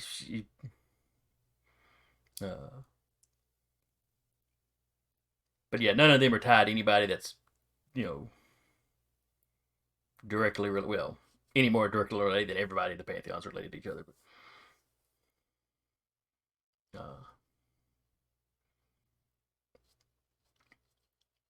she is awfully sorry to hear about your parents, though, or grandparents, though. She says in a near monotone. Sasha's just like, yeah, I believe you. She doesn't actually say that. She'll say, "Thank you for your time. If you happen to hear of anyone that maybe have ties to those particular gods, send them my way if they don't mind." Well, yeah, if she hears anything, she'll let you know.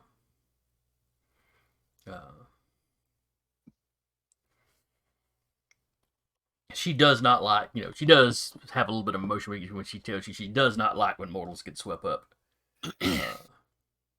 Innocent bystanders essentially get swept up into this, all this, God Titan BS. Yep.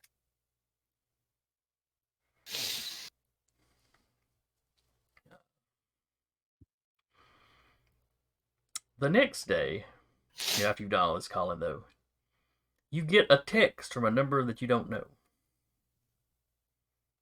Okay. Are they trying to sell me watches? No. Good. They've got some cheap iPhone 11s for you. Trying to Fantastic. text We've you been calling you about your car's extended warranty. I don't even own a vehicle.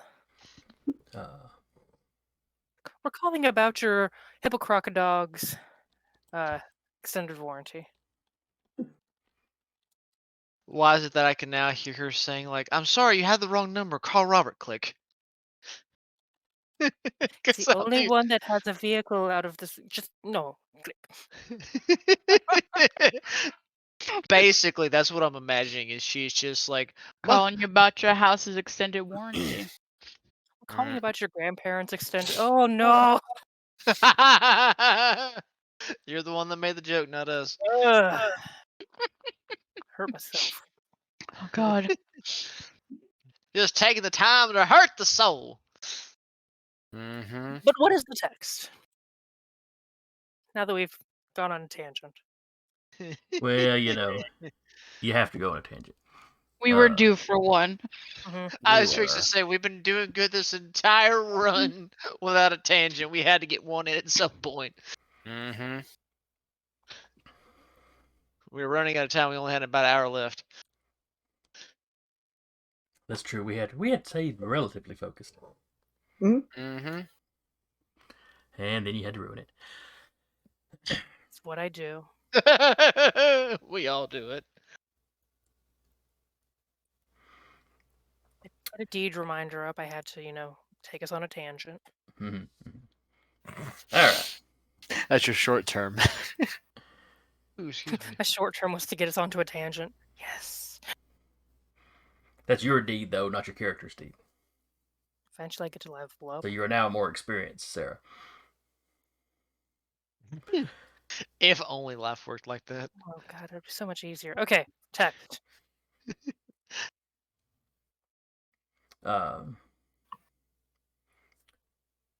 It just says she lost a child at Pompeii.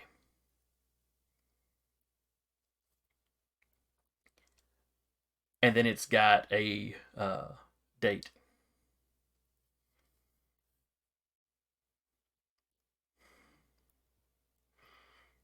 It's like, let's see, what month would it be in game? But we'll say it's June, late June.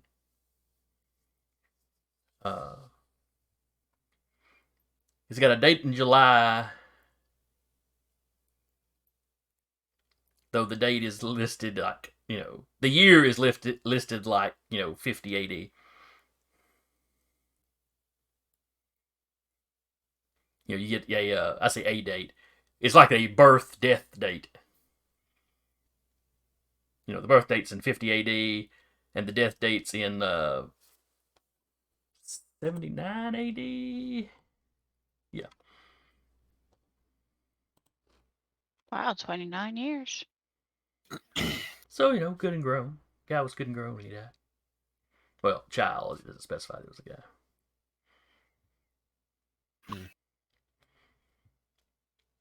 Now, Sasha's a fairly educated sword, isn't she?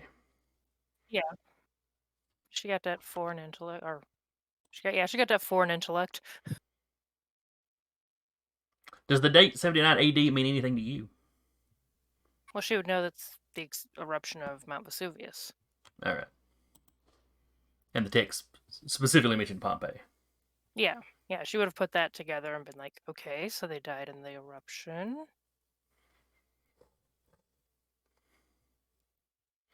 But that's all the text says. And like I said, it's from a number you do not recognize.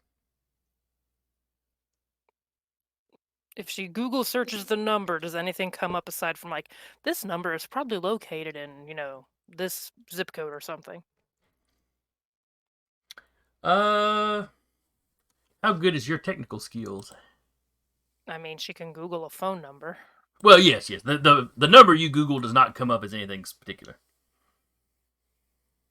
Not like if you Google a spam, whenever you get a spam call from where other people may have put in a warning about it. Definitely looks like it's a cell phone as opposed to like one of your regular like area codes. I'll roll some dice. Okay. Technology, what? Oh, let's see, intellect or this would probably be intellect.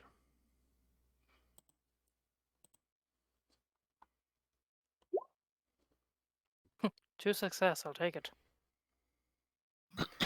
Oh, you managed to find out which cellular company it probably is, and it's one of those that kind of does the whole, by a minute, prepaid, by their minutes. Probably somebody using a burner phone. Okay, she'll still text it back and be like, "It's unfortunate for anyone to lose a child. Can I help in some way?"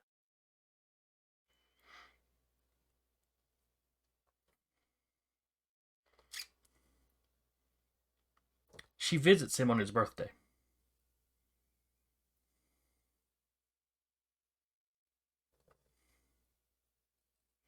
What was the birthday listed as? Like the Or next was it week. just the year? It's like for the 2nd of July, we'll say.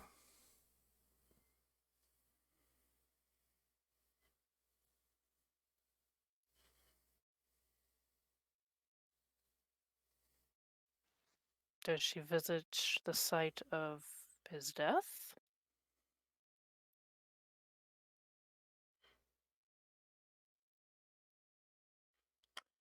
You just get back, she visits him on his birthday.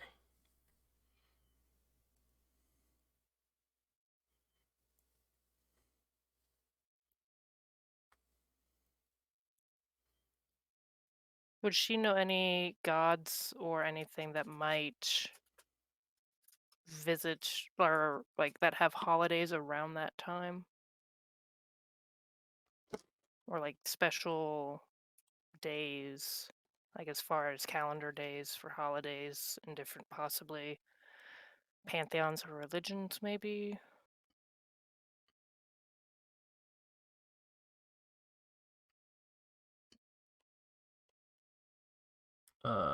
I don't know any off the top of my head. And typing in Greek holy days around July just brings up Greek Orthodox stuff. Yeah. Okay.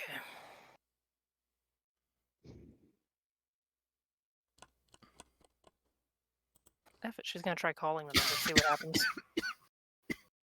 Enough with this texting.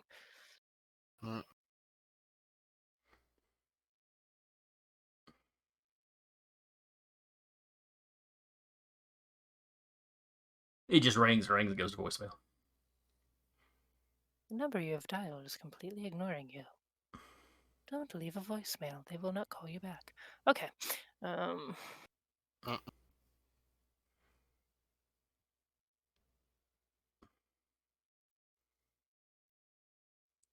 She'll just be like, is there anything I can do to help her? Or does she want anyone to memorialize him on his birthday? I've probably said all I should say.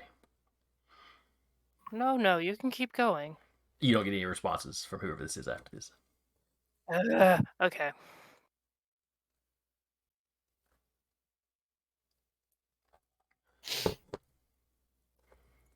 All right. Back to the shop. Mm. She'll bring it up next time they all meet up again, but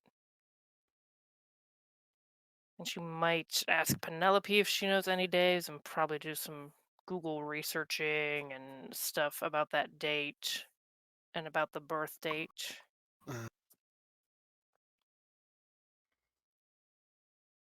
Okay. The date is nobody you talk to or any research you do shows that the date is anything special.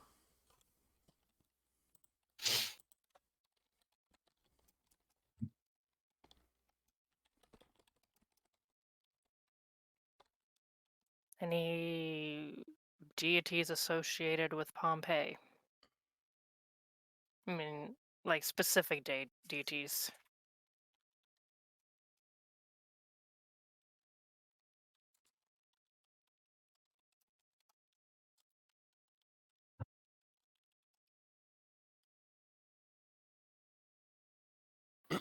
Oh, let's see. They were big into, of course, the Greco-Romans.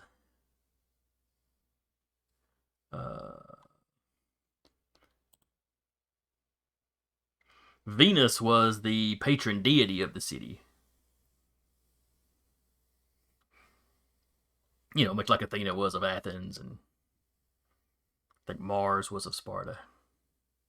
And Venus, I think, was more or less what, Aphrodite? Yes, that's Name? she's the Roman equivalent. Yeah.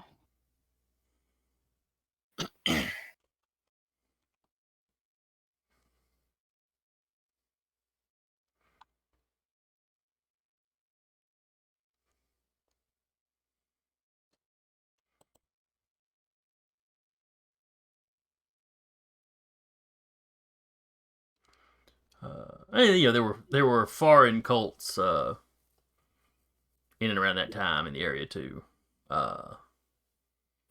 Mystery cults to like ISIS and stuff existed. Alrighty.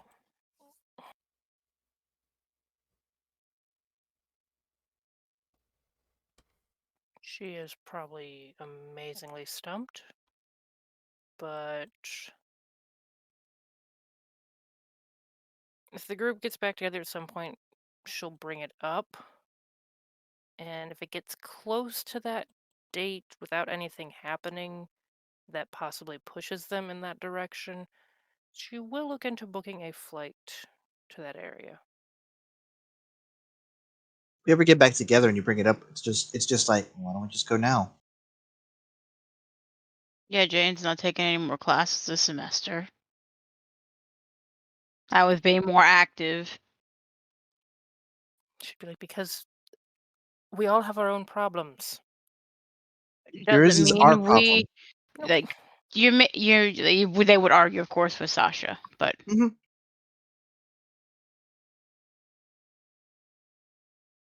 We're a band. This is our problem as a group. Group hug.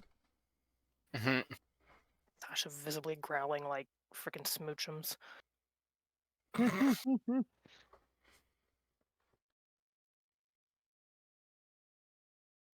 Look, you can be stubborn all you want about it, but you gotta face the fact. We all want everyone in the group to succeed without having to worry about, is my grandfather or grandmother ever going to speak again? Checked in with my mother. I know she's doing fine for the moment.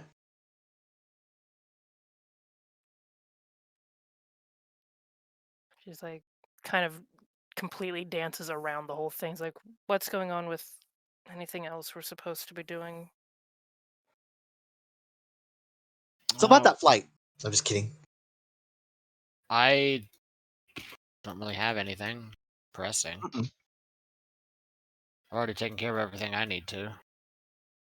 I passed my classes, so I'm fine. Like, if you need, I will contact my mom, see what I can find. Try to contact Dad, I guess. I'm not great at the whole I mean, talking thing. I mean, Mom and Apollo, they get along. So I could find something out.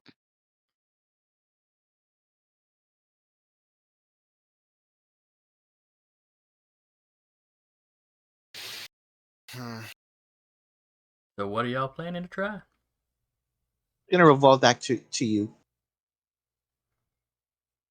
Spotlight's on you.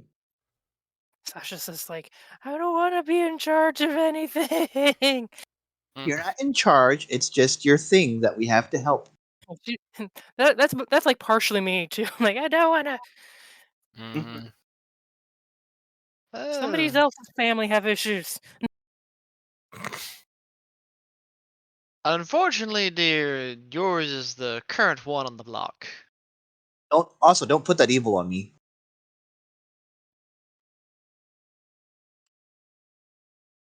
If you want to ask, go for it. I've asked Will and Pip and Penelope and everyone else I could think of. So, looking at art. You can ask us. Until just now. Because you've all dealt with my family drama enough. And just because we dealt with some of it, we're going to continue to help you.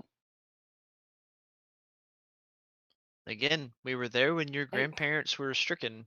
We're I- gonna see this through.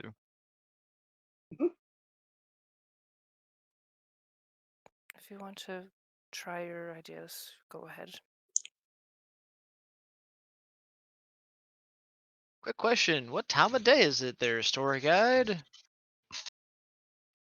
Oh, it's probably Excuse me. she probably got the messages around 11. It's probably noonish as she's sitting around talking to y'all. Mm.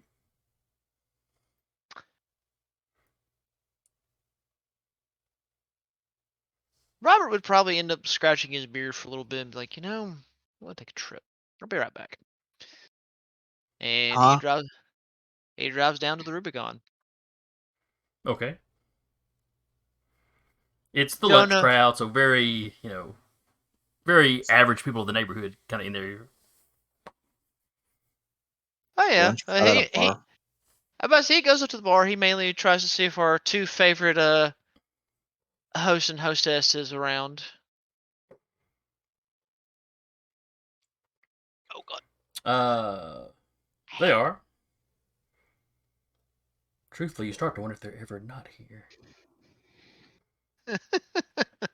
Part of the bar, part of the crew. God dang Oh God. it. But he'd just kind of come up to him like, y'all got a minute for just a little bit of curiosity? They look at each other. Sure. Um, well, I need some information for a friend, and I'm curious to know if y'all might have any connections, or let alone just some information about particular goddess with the Celts, and one that I believe is the daughter of Apollo, at least one of four. When you mention the Celts, you see Antony's eyes cut over to Bridget. You mentioned the Greeks or whatever. He's like, what daughter of Apollo? Panacea. I'm about to say the character knows, the person is drawing a blank. Panacea. Panacea. He would ask them about Panacea then. Okay. Uh, let's see.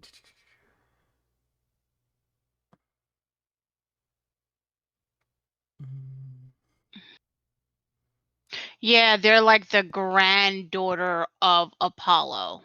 Yeah. Antony would correct you on who their parents are. You're like, oh, My apologies. I'm still not Oh, 100% good on the lore. he doesn't come at it from like he's angry or anything. Actually, you're wrong. Well, Siri is actually the granddaughter of Apollo. but yeah, he's Well. familiar with who you're talking about. I mean, not in a I know them sort of way, but it's like, yeah, there were 4 goddesses that all worked in healing kind of under Apollo.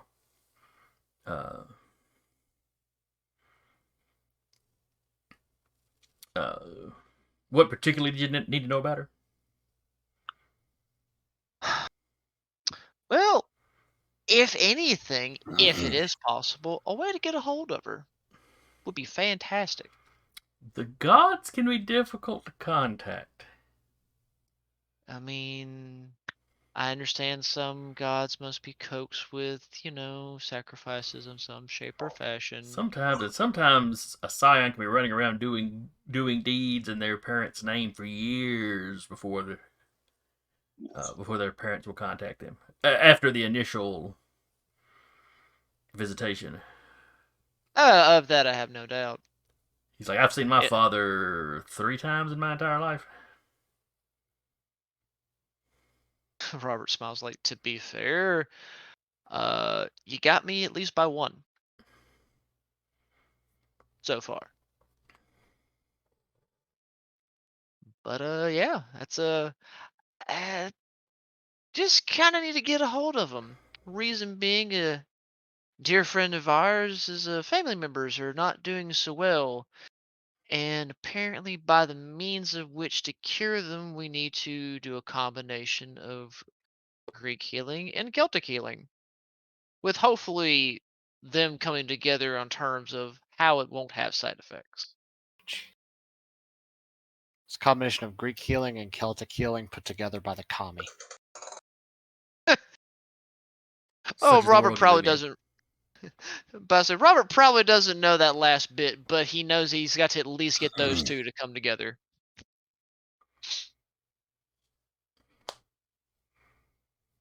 I know I'm calling in a big favor, and if there's something I can do to repay this in some shape or form, I'll happily do so. But he's like, let me ask around with some folks I know to see if I can find anything useful. And yeah, sure, if I come up with something, then yeah, you'll owe me 1. That's cool. Fair enough.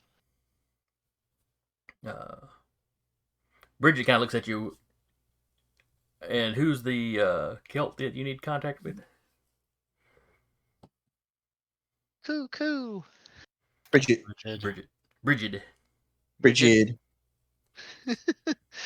Hey, tell her, Bridget. Yeah. She's like, okay, that makes sense. She does it. It does healing. My boy.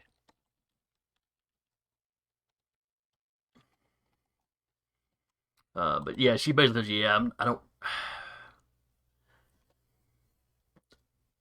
don't really have anything to do with the Celtic gods per se. Just named after one. It's fine. Well, Bridget is not exactly a rare name these days. No, it's not.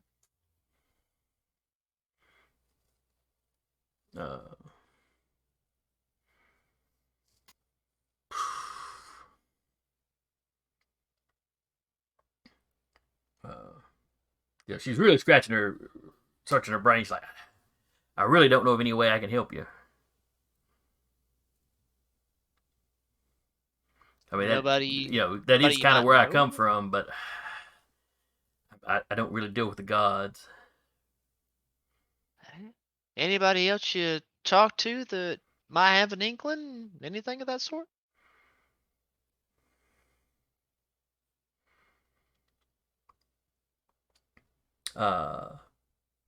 Anthony speaks up. Sounded just mildly agitated. Look, man, she told you she can't help. He kind of backs up like, my apologies.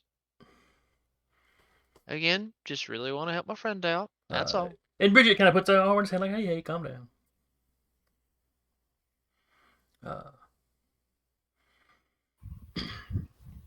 He goes, but I'll see what I can do if I can find anything out about Panacea.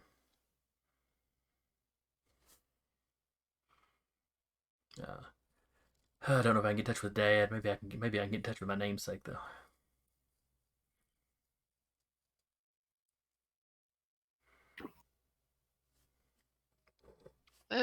Again, Robert just kind of steps back a little bit more. It's like, well, sorry if I was pushing buttons or going over boundaries. She's like, I'll say. don't worry about it. He's a little overprotective. I wish I could help though. I know. Again, I'm looking to all resources that we have for information. But I say, I know we don't come and bother y'all too often, so I didn't think it could hurt to just try. But she's like, oh yeah. I'm sure Anthony will find something for you. I greatly appreciate it. And if there's something I can do to repay where I stepped over boundaries, let me know. Oh, don't worry about it. But if I ever need a favor, I'll look you up. And he smiles and just kind of gives a polite wave, like, well, if y'all need anything, or when y'all find something, I believe y'all have my number. All right. So what is the And band? You retreat back out. Talereis will look at Jayden and be like, do we burn something? Do we, I'm probably gonna do an offering to Mom. what See if I the can get in hell does Dad contact. want? Maybe you need to get two people to fall in love? That's stupid. You gotta do probably what he does. Sasha is just in the corner, just like face palming, just like Well, what did you do to talk to a set? sacrifice things of importance to me. Sand that I had brought in from home, some of my hair, blood. That's hardcore. Egyptians, yo. Yeah. but here for But religion, I offer you a cat. well, I'm gonna go head out. I'm gonna go try to sacrifice something. And I will run over to where she takes her students to. Okay. And she has Heavenly Stride now, so she's just gonna pop on down that way. Two people who have mocked Jesus. All right. So you run across the bridge, across the lake, or just run across the Yes. lake, I guess. Mm-hmm. Or actually, it's not the stride. Isn't what gives Connor that? That's the mega or the epic Dexterity. dexterity. Yeah.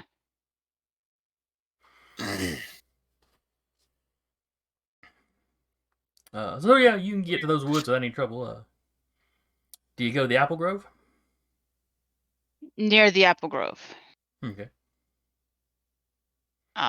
She'll probably take down a deer, a doe, and put it as an offering to try to see if she can summon her mother.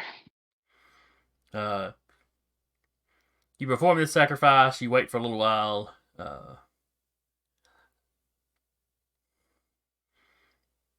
Eventually, you hear just the slightest rustle of a leaf. And when you look over, there's a 12-year-old standing over the edge of the clearing. Not the one that was at the bar. Though similarly dressed. She steps forward. Your mother is pleased with your offering, but very busy. Is there something that I could assist you with? I'm just looking for a way to contact Panacea.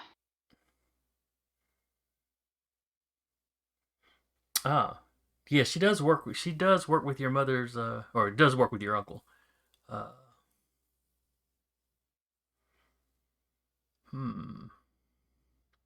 She travels a lot.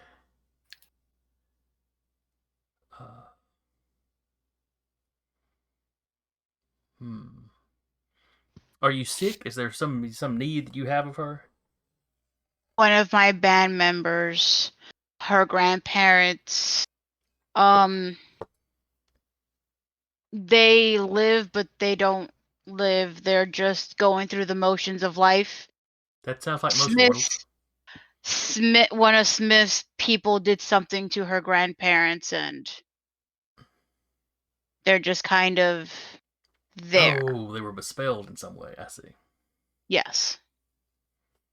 And the commie had told one of my band members that we needed Panacea, something from Panacea, and something from Bridget.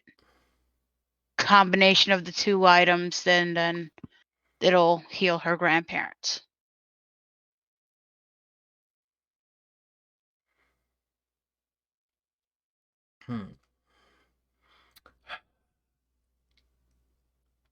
I know of a follower of Apollo. I can go make inquiries to see if they know anything. I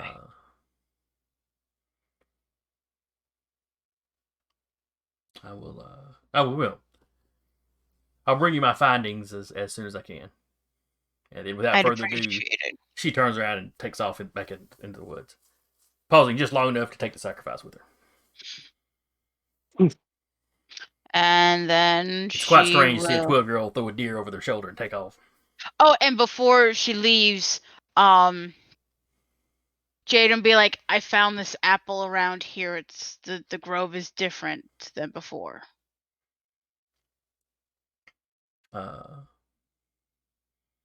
Oh yes, the Earth Mother was here. Okay. I can still feel her presence. Or the mark of her passage. Mm-hmm. And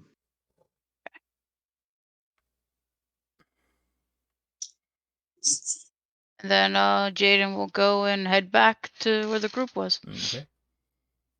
Talereis goes to a liquor store and purchases the most expensive, fancy-looking amaretto. And that's their offering.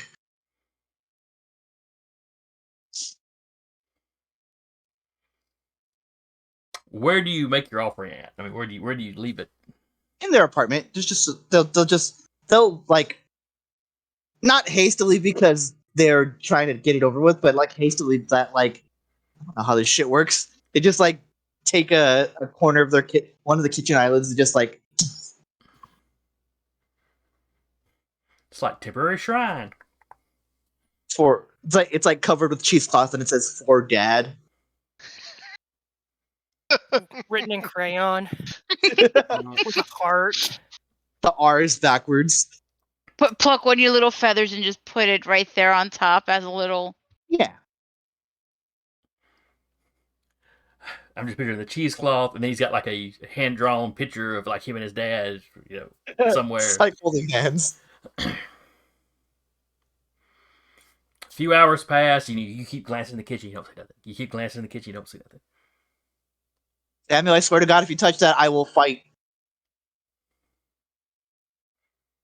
Oh, kid, please! I am not touching an offering to a god. That's how you get turned into, spiders or Medusas or God knows what. Making sure.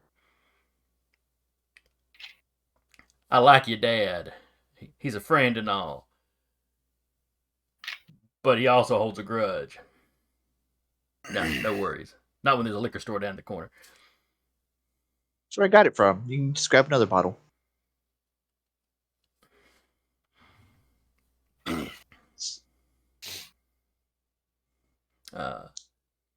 The next time you pass by the kitchen, though, someone is sitting on the counter, drinking, with the bottle in one hand and a glass in the other.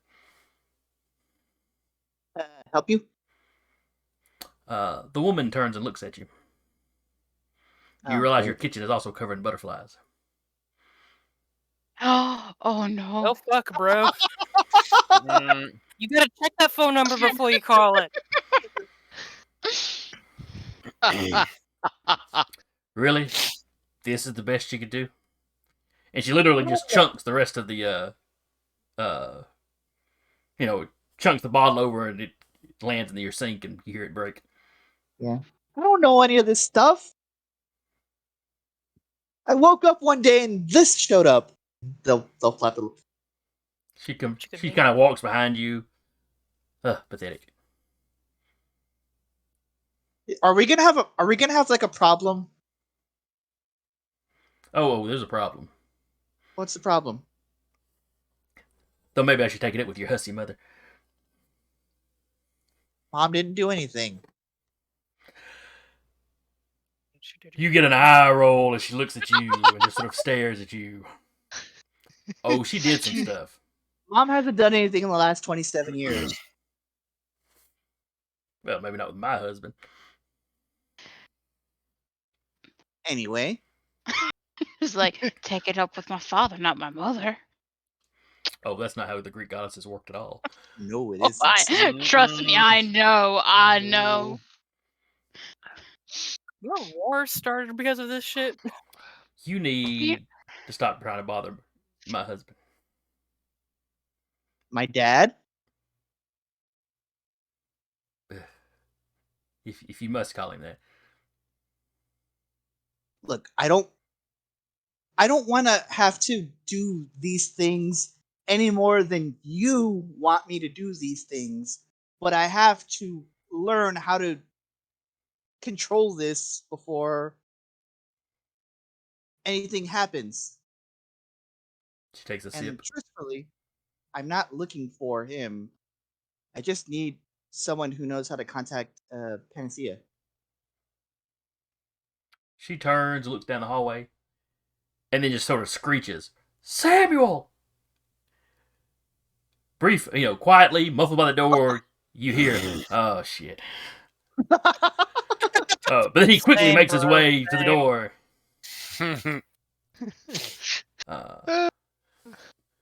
Ow. My lady, it's so good to see you. And then she just lays into him about how he's not teaching you, obviously has not been teaching you crap. Talks about, trying to summon her husband with cheap liquor. That was not cheap. And Samuel's kind of like, well, yeah, he's pretty fond of that stuff, actually,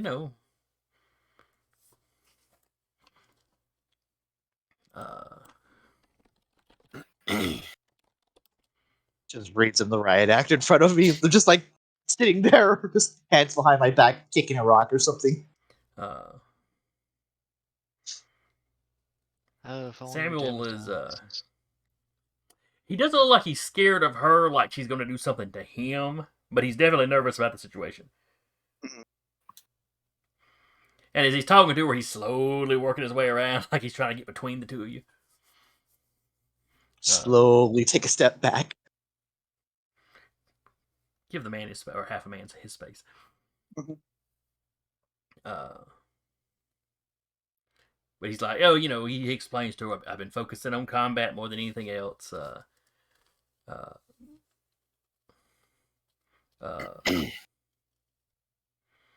Yeah, I should have, talked to him about how, busy the deities are. He's just kind of saying whatever to try to calm her down.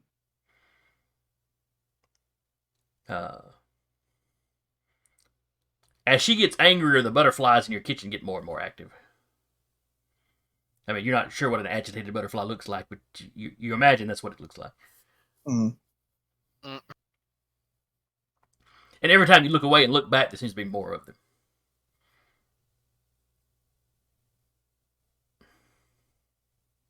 At some point, while they're going at it with each other, it's like a heated discussion. Yeah. Mm. The form Talereis very briefly shifts into like a grayish figure. The wings kind of like become like little bat wings for a second. It's like, all right, that's it.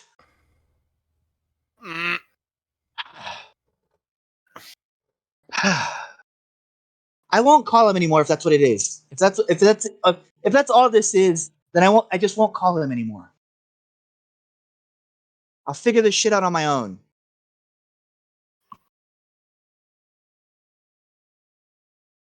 She looks at you.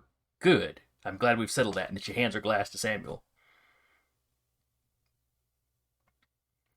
You know your way out, and they'll walk off. She marches over to the window, opens the window, and then explodes into butterflies. And, the cloud she explodes into goes out the window, and the ones from the kitchen take off and out the window. Quick, the flamethrower! Oh.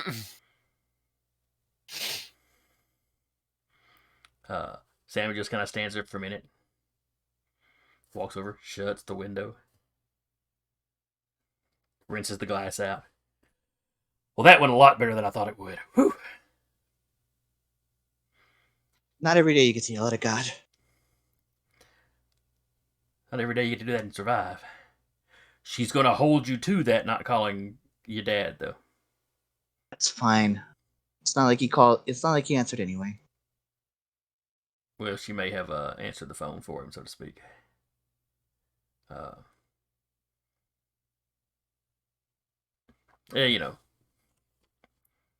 I know it don't seem like it all the time, but your pop and folks like him, they are awfully busy.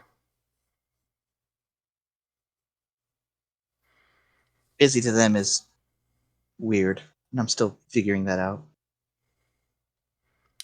As you develop, you'll get to understand it more. What's a good place? What's that bar you were telling me about in, what was it, Ireland? The first bar? Oh yeah, oldest bar in the world. Yeah. Sean's bar. I think that's what it's called. Not that we're gonna be there, but we might be pretty close enough to take a detour soon. They're still like shaking.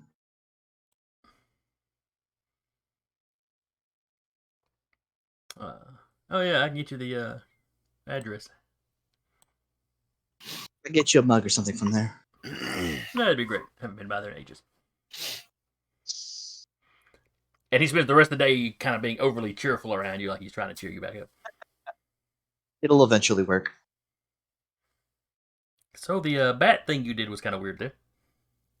I don't know.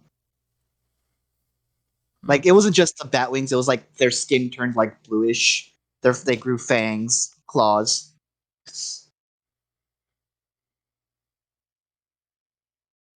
I think Okay. the whole being able to disguise myself thing is getting more literal.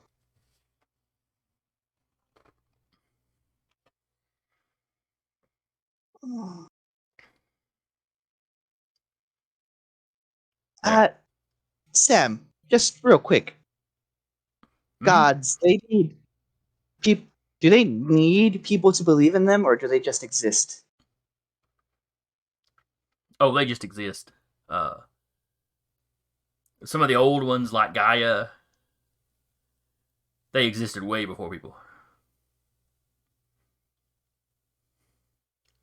Alright. If you have a chance to talk to her, ask her about dinosaurs. She had a lot of fun playing with those designs. Apparently, she was here in in Olympus, Nebraska.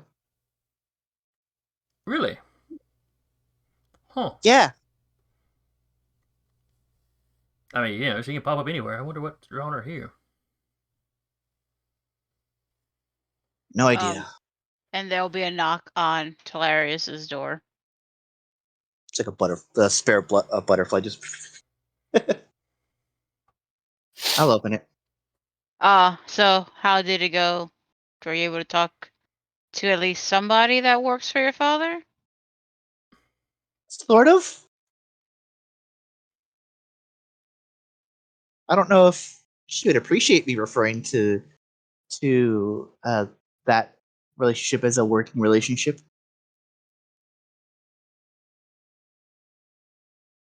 Your stepmother? Yeah.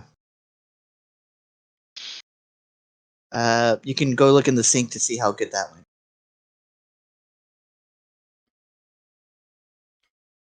I can figure. From the couch, Well- from the TV, you hear Samuel. We're all alive, so it went fine. I talked to one of Mom's nymphs, and she said she'll get back to me with information.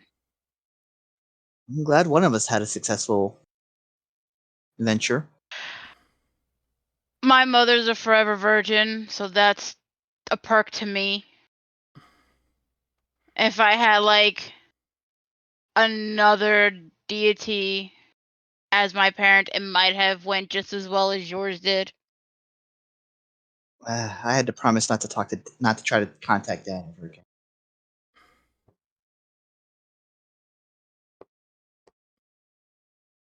Well, you're not. You said that you wouldn't do it, but you ever need help, I got you. I appreciate it, Jayden. They'll slap her arm, just like camaraderie.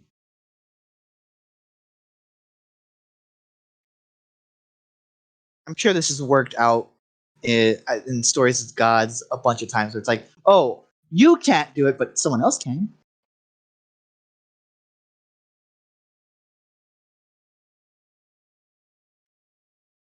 I'm just picturing that meme with the little monkey, sock monkey thing.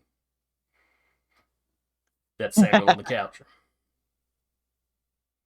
But Jayden will put into the group text. I'll get some. I'm just gonna be waiting on the information. Hopefully, I'll hear back from them soon.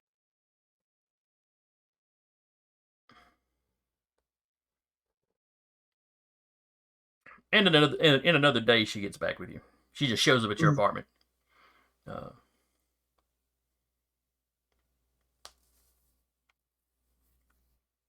little knock at the door. She's just standing there barefoot out in your hallway.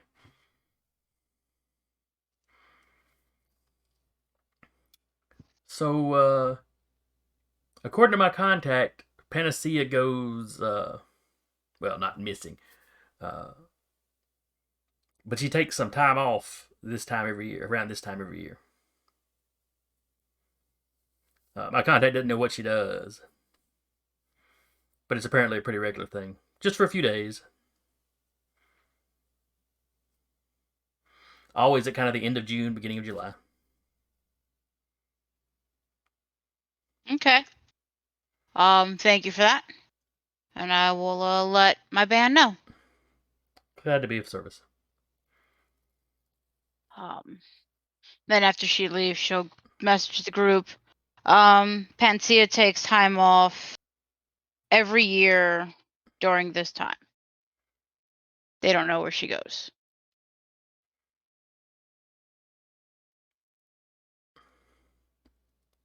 Sasha, looking at her phone, like sliding her hand down her face. Road trip to Pompeii? It's as good a place as any. We'll have to actually take planes this time, so that'll be novel. Get some more stuff for whoever. If only y'all had a working door here in Nebraska. Oh well. Sasha, I was going to ask if Sasha could look into that. I don't know. Figuring out how to operate is a lot easier than figuring out how to piece it back together. Yeah, but she would probably that would be like a. How long of a long-term goal would that be? I wouldn't put it down as my long-term goal quite yet. Okay. All right, so y'all start arranging passage to Greece. Yeah. Or excuse me, not Greece, Italy. Pompeii's in Italy. Italy, yeah.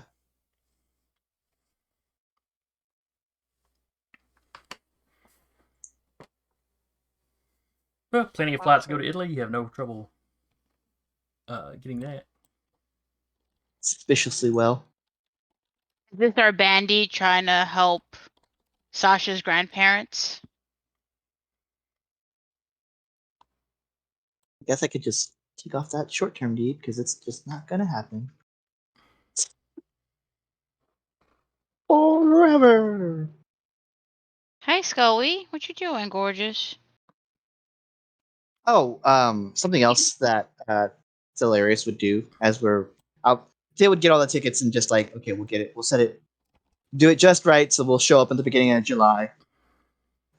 For however many days we're there. We'll take like a week just to have stuff. One thing that Talereis would do before they left is they still have their overworld outfit. They wanna alter it because I mean one of the things they were doing when they were with they were seeing their mother is like very very like not overtly but subtly getting her measurements and altering the overworld garb to fit her. You can probably do that without too much trouble. Yeah. You've bought her clothes before, so yeah. Yeah. It has pockets. Damn right. All the pockets. And then like the day before, they'll go to her house and knock on the door. Got you something? She flings the door open, hugs you real big. Ow! What'd you get me? Oh, right. Sorry, I'm gonna have to get used to those things being there. Thank you. Have they filled out any? She, leans over your shoulder. Now I know how women feel. Anyway, She's like, no, you really don't. Here, I got you this. We went to Egypt, as I told you, and they gave us these neat little outfits for when we're up there. And I altered mine to better fit you. She runs off, tries it on. It fits quite nicely. Looks good. Chad will love it. No.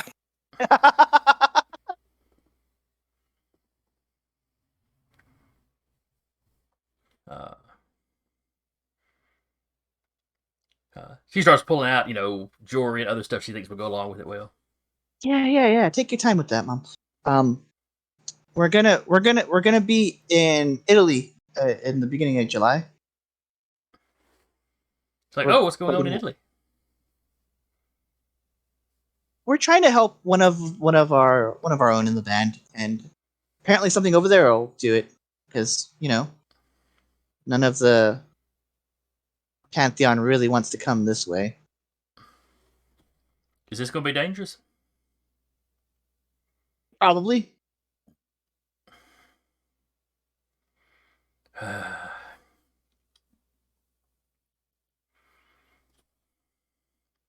She walks up, kind of. Oh God. I've got my band. They're really good people. I know. And that Connor boy is nice and muscly. Yeah, he is. But you take care of yourself. You be safe. I've learned a few new tricks. I think we should be fine. We'll keep each other safe. All right. Call me when you land over there. Call me as soon as you get back. I got you, Mom. Love you, Mom. They'll hug this time, going around her arms so as not to like wrap around the wings. She grabs you in your lower back now. There we go. All right, and they'll head back to join the band. All right, so you book your flights. Sailing. Connor, have you got any instructions for your guys while you're out of town again?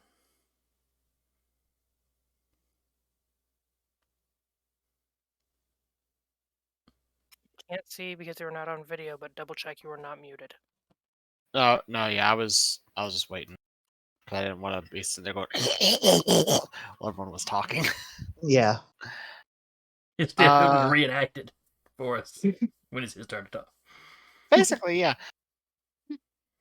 He would ask them to select the 5 people that were going to stay and watch after the town. Okay. And the other 5, actually no, he's going to have 3 go out on assignment. And then He'll confer with Talereis or whomever was booking flights. Probably would have been Uh, him.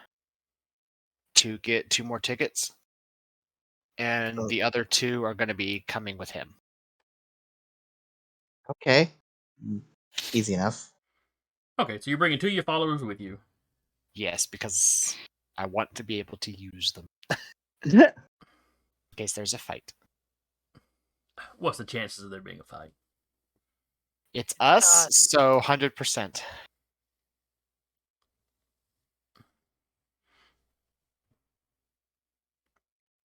Alright, so you book your tickets without any trouble. Your tickets, your guys' tickets. Mm-hmm. Uh, I'm gonna give them coach seats. Is that fine? Yeah, that's fine. Okay. for them, it's a business trip. Yeah. Do you bring Samuel? Yes, I do bring Samuel. He's Not excited. fair. He hasn't been to Italy for a while.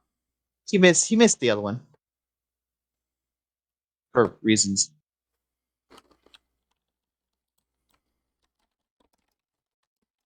What are the gun laws in Italy? I mean, since y'all are so convinced there's going to be a fight. They always have their torch. They don't need it. Open carry of handguns is not explicitly forbidden by the law, but it is de facto permitted only to on-duty security personnel. It's not forbidden, but it's frowned upon. Let's see. They do not have a fundamental right to bear arms, but there are tough laws regulating both ownership of and use of guns in the country. Sure.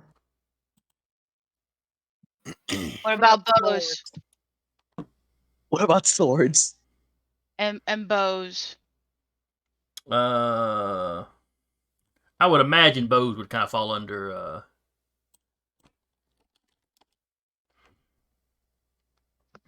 more sports, hunting, fishing kind of stuff.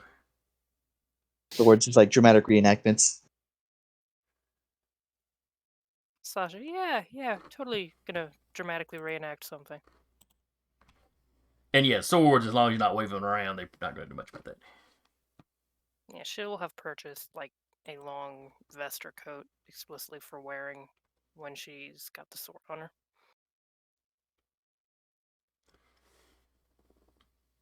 Luckily, kopeshes don't tend to be super long swords.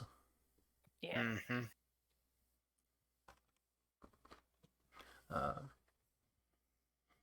So you book your flights. You land in Rome.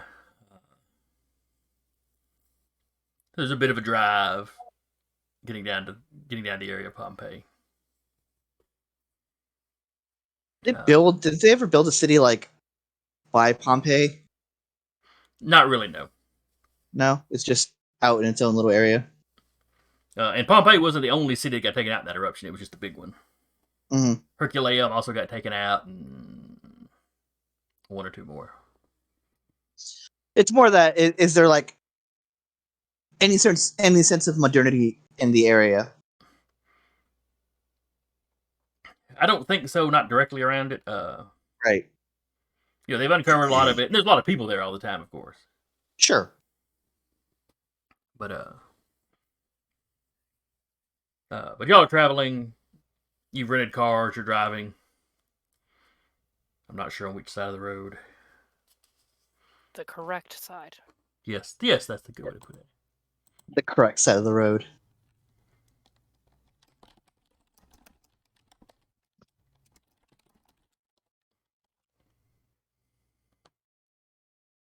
Okay, Italians drive on the right side, just like Americans. Good. So, like we said, the correct side. Yes. Mm-hmm. Actually, I think most of the world does that. England's a little weird. England and like a handful of others.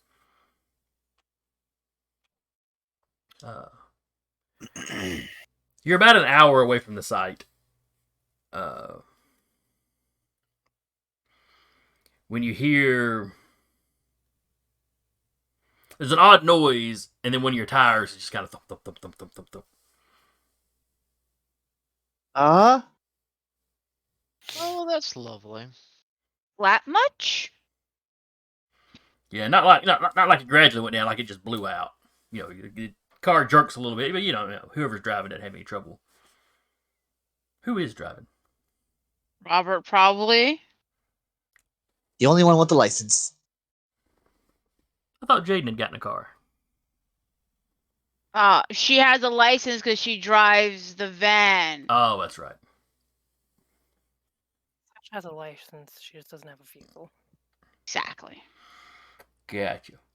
Don't really need a vehicle now when she can kind of go mock Jesus. So, just she has enough to just pick up Spruce and just run off. Is everyone okay? That seemed very sudden. Was there something in the road? No. Look back. No spikes or no like obvious. No, you No look behind you. obvious You don't see any of spikes. that. You see, you see another vehicle coming up. Well, not behind you because I assume y'all pulled over at this point. It's We're a getting local vehicle. It's like an old truck with a bunch of like chicken coops or something in the back. We're not getting our deposit back on this fucking car. Well, it didn't wreck. You just blew out a tire.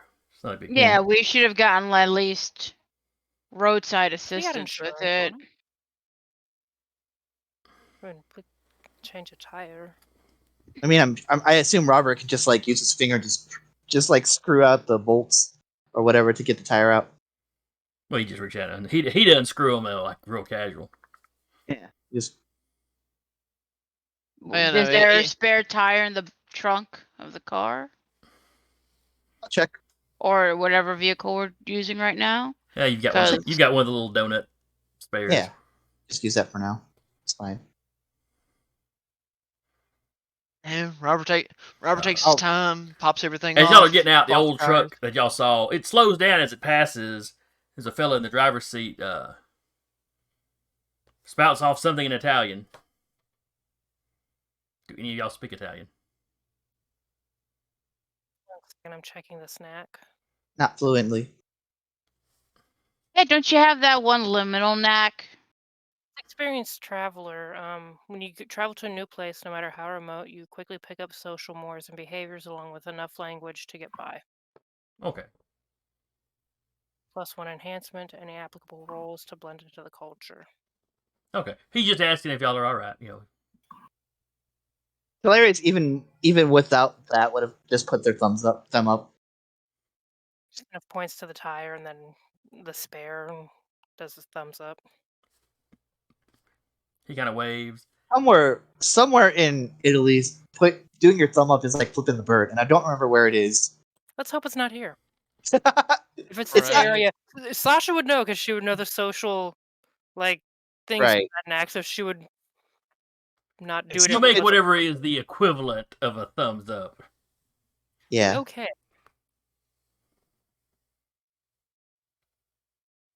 I don't remember where I read that, but that was like funny. It's possible. Hand gestures are not universal. Right. They are not. Like, I don't remember where it is, but like the OK symbol, like, in the US, you're like, okay, like with your one hand. Yeah. That's saying asshole somewhere else. Yep. The piece. I learned that. I learned that. A little hinky. Yeah. But yeah, Talereis will put the tire. Check the tire, make sure it has air in it, or check the donut rather to make sure it has something to write on. How tore up is the tire? Does it look like just a puncture, or Does it look like someone hit it with a sniper rifle? No, Arrow? no. Butterfly? It looks like something hit it in the side though, and it blew out. Or I That's should say, it looks like the side blew out. still doesn't rule out sniper rifle. That is true. Yeah, Talereis will put the tire down, have Robert screw it back in. We'll continue As on. Robert's doing this, he just kind of lightly grumbles, just like, well, there is one nice benefit to having your hands be tools. There is a tool in the back we could probably use for this exact same thing. I know, but it's just convenience.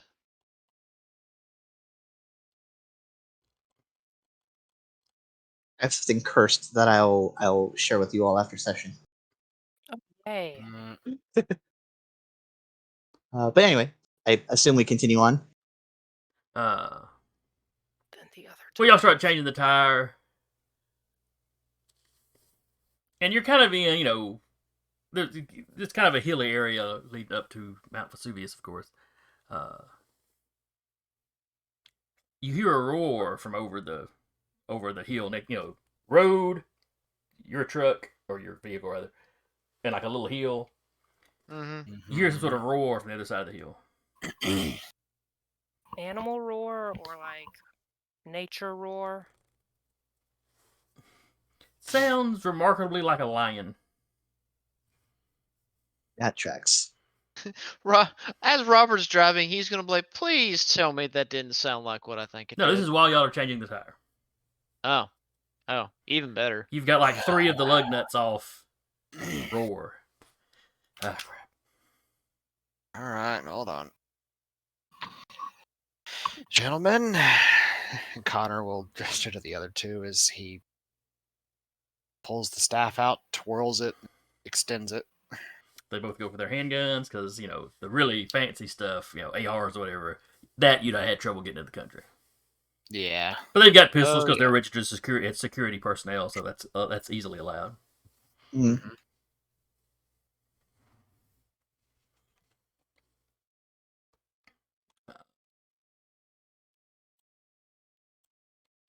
Are you gonna have to go up Mount Jesus? I might, depending on if something's coming down at us. Oh, something definitely tops the hill. Oh boy. In the crap. Kopesh out. I've got my flashlight. Everyone pulling weapons. Talereis like click click. Oh, I should have brought this up earlier.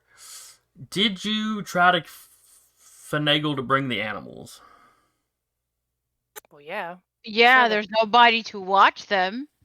So that's my emotional support. Connor's Crocodile, got lion, folks that could hippo. watch it. He does, actually. Yeah, Connor's like also like Spruce's angry head wouldn't take a bite. It might. Well, It might.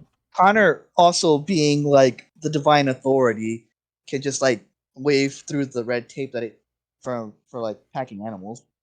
Sir, you don't understand. That's their emotional support, Cerberus and Crocodile, hippo. Basically. Mm-hmm.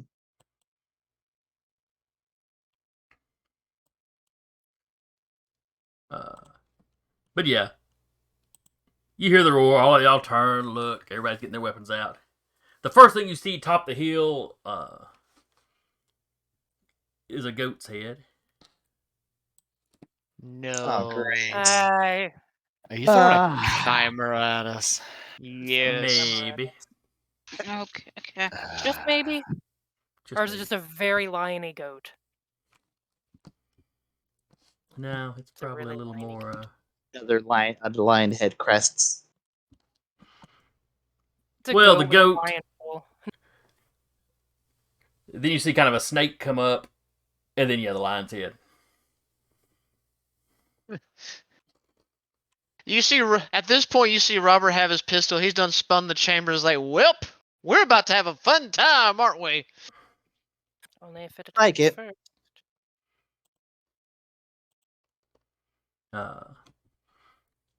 But it tops the hill, roars again, and begins loping down at you. Like aggressive lope. Oh, it's So, yeah, nine. So is this like a full lion after sprint? an antelope. Okay. Okay, yeah, aggressive. It's got a clear look of I have spotted my prey. Connor just glances back at the two men that follow him and was like, well, welcome to my everyday life. Is Are you it is it too late to put in my resignation? Hilarious points at the flashlight like Gale, and then fires off a beam. Yeah. Hold on to that for a week. We'll do it I tomorrow. was Next about week. So to yes, say, y'all are all tomorrow. bracing for it. Chimera is racing down towards you. God Dramatic fade out. Other shapes start to crest the hill, then dramatic fade out. Wait, Oh boy. before the dramatic fade out, other shapes like human shapes or more chimera? Well, that's all the time we've got for tonight. Hope everybody that was in the chat had a good time. Hope my players had a good time. I had a lot of fun running. Yeah. Mhm. Oh yeah, as always, Captain. Yeah, we'll of course be back next week. Assuming the players survive this, they'll get to Pompeii. If you're looking for games in the meantime, I believe we have. Let's see. Not tomorrow. Thursday? Is it Maddie's game Thursday? A Knight's Ransom, which is homebrew D&D. Yes. Saturday is the Stolen Cities, which is also homebrew D&D. Monday is Cap running D&D. Are they back to the regular? Yes, they're gonna be troubleshooters. There's only like 4 more episodes, I think is what he said. Okay. Oh, I didn't realize season 2 was so close to over. Yeah. So Cap's back with the regular. If you didn't see it, he did a one-shot last night with a few pretty well-known folks in the gaming industry. Oh, thank yeah, God. Otter. Yes, 4 more in this season. Okay. And then, of course, Tuesday, we'll be back with another World at War. Yeah. So we'll see y'all then. Everybody wave. Not on, but I'm waving. In spirit. I'm waving in spirit.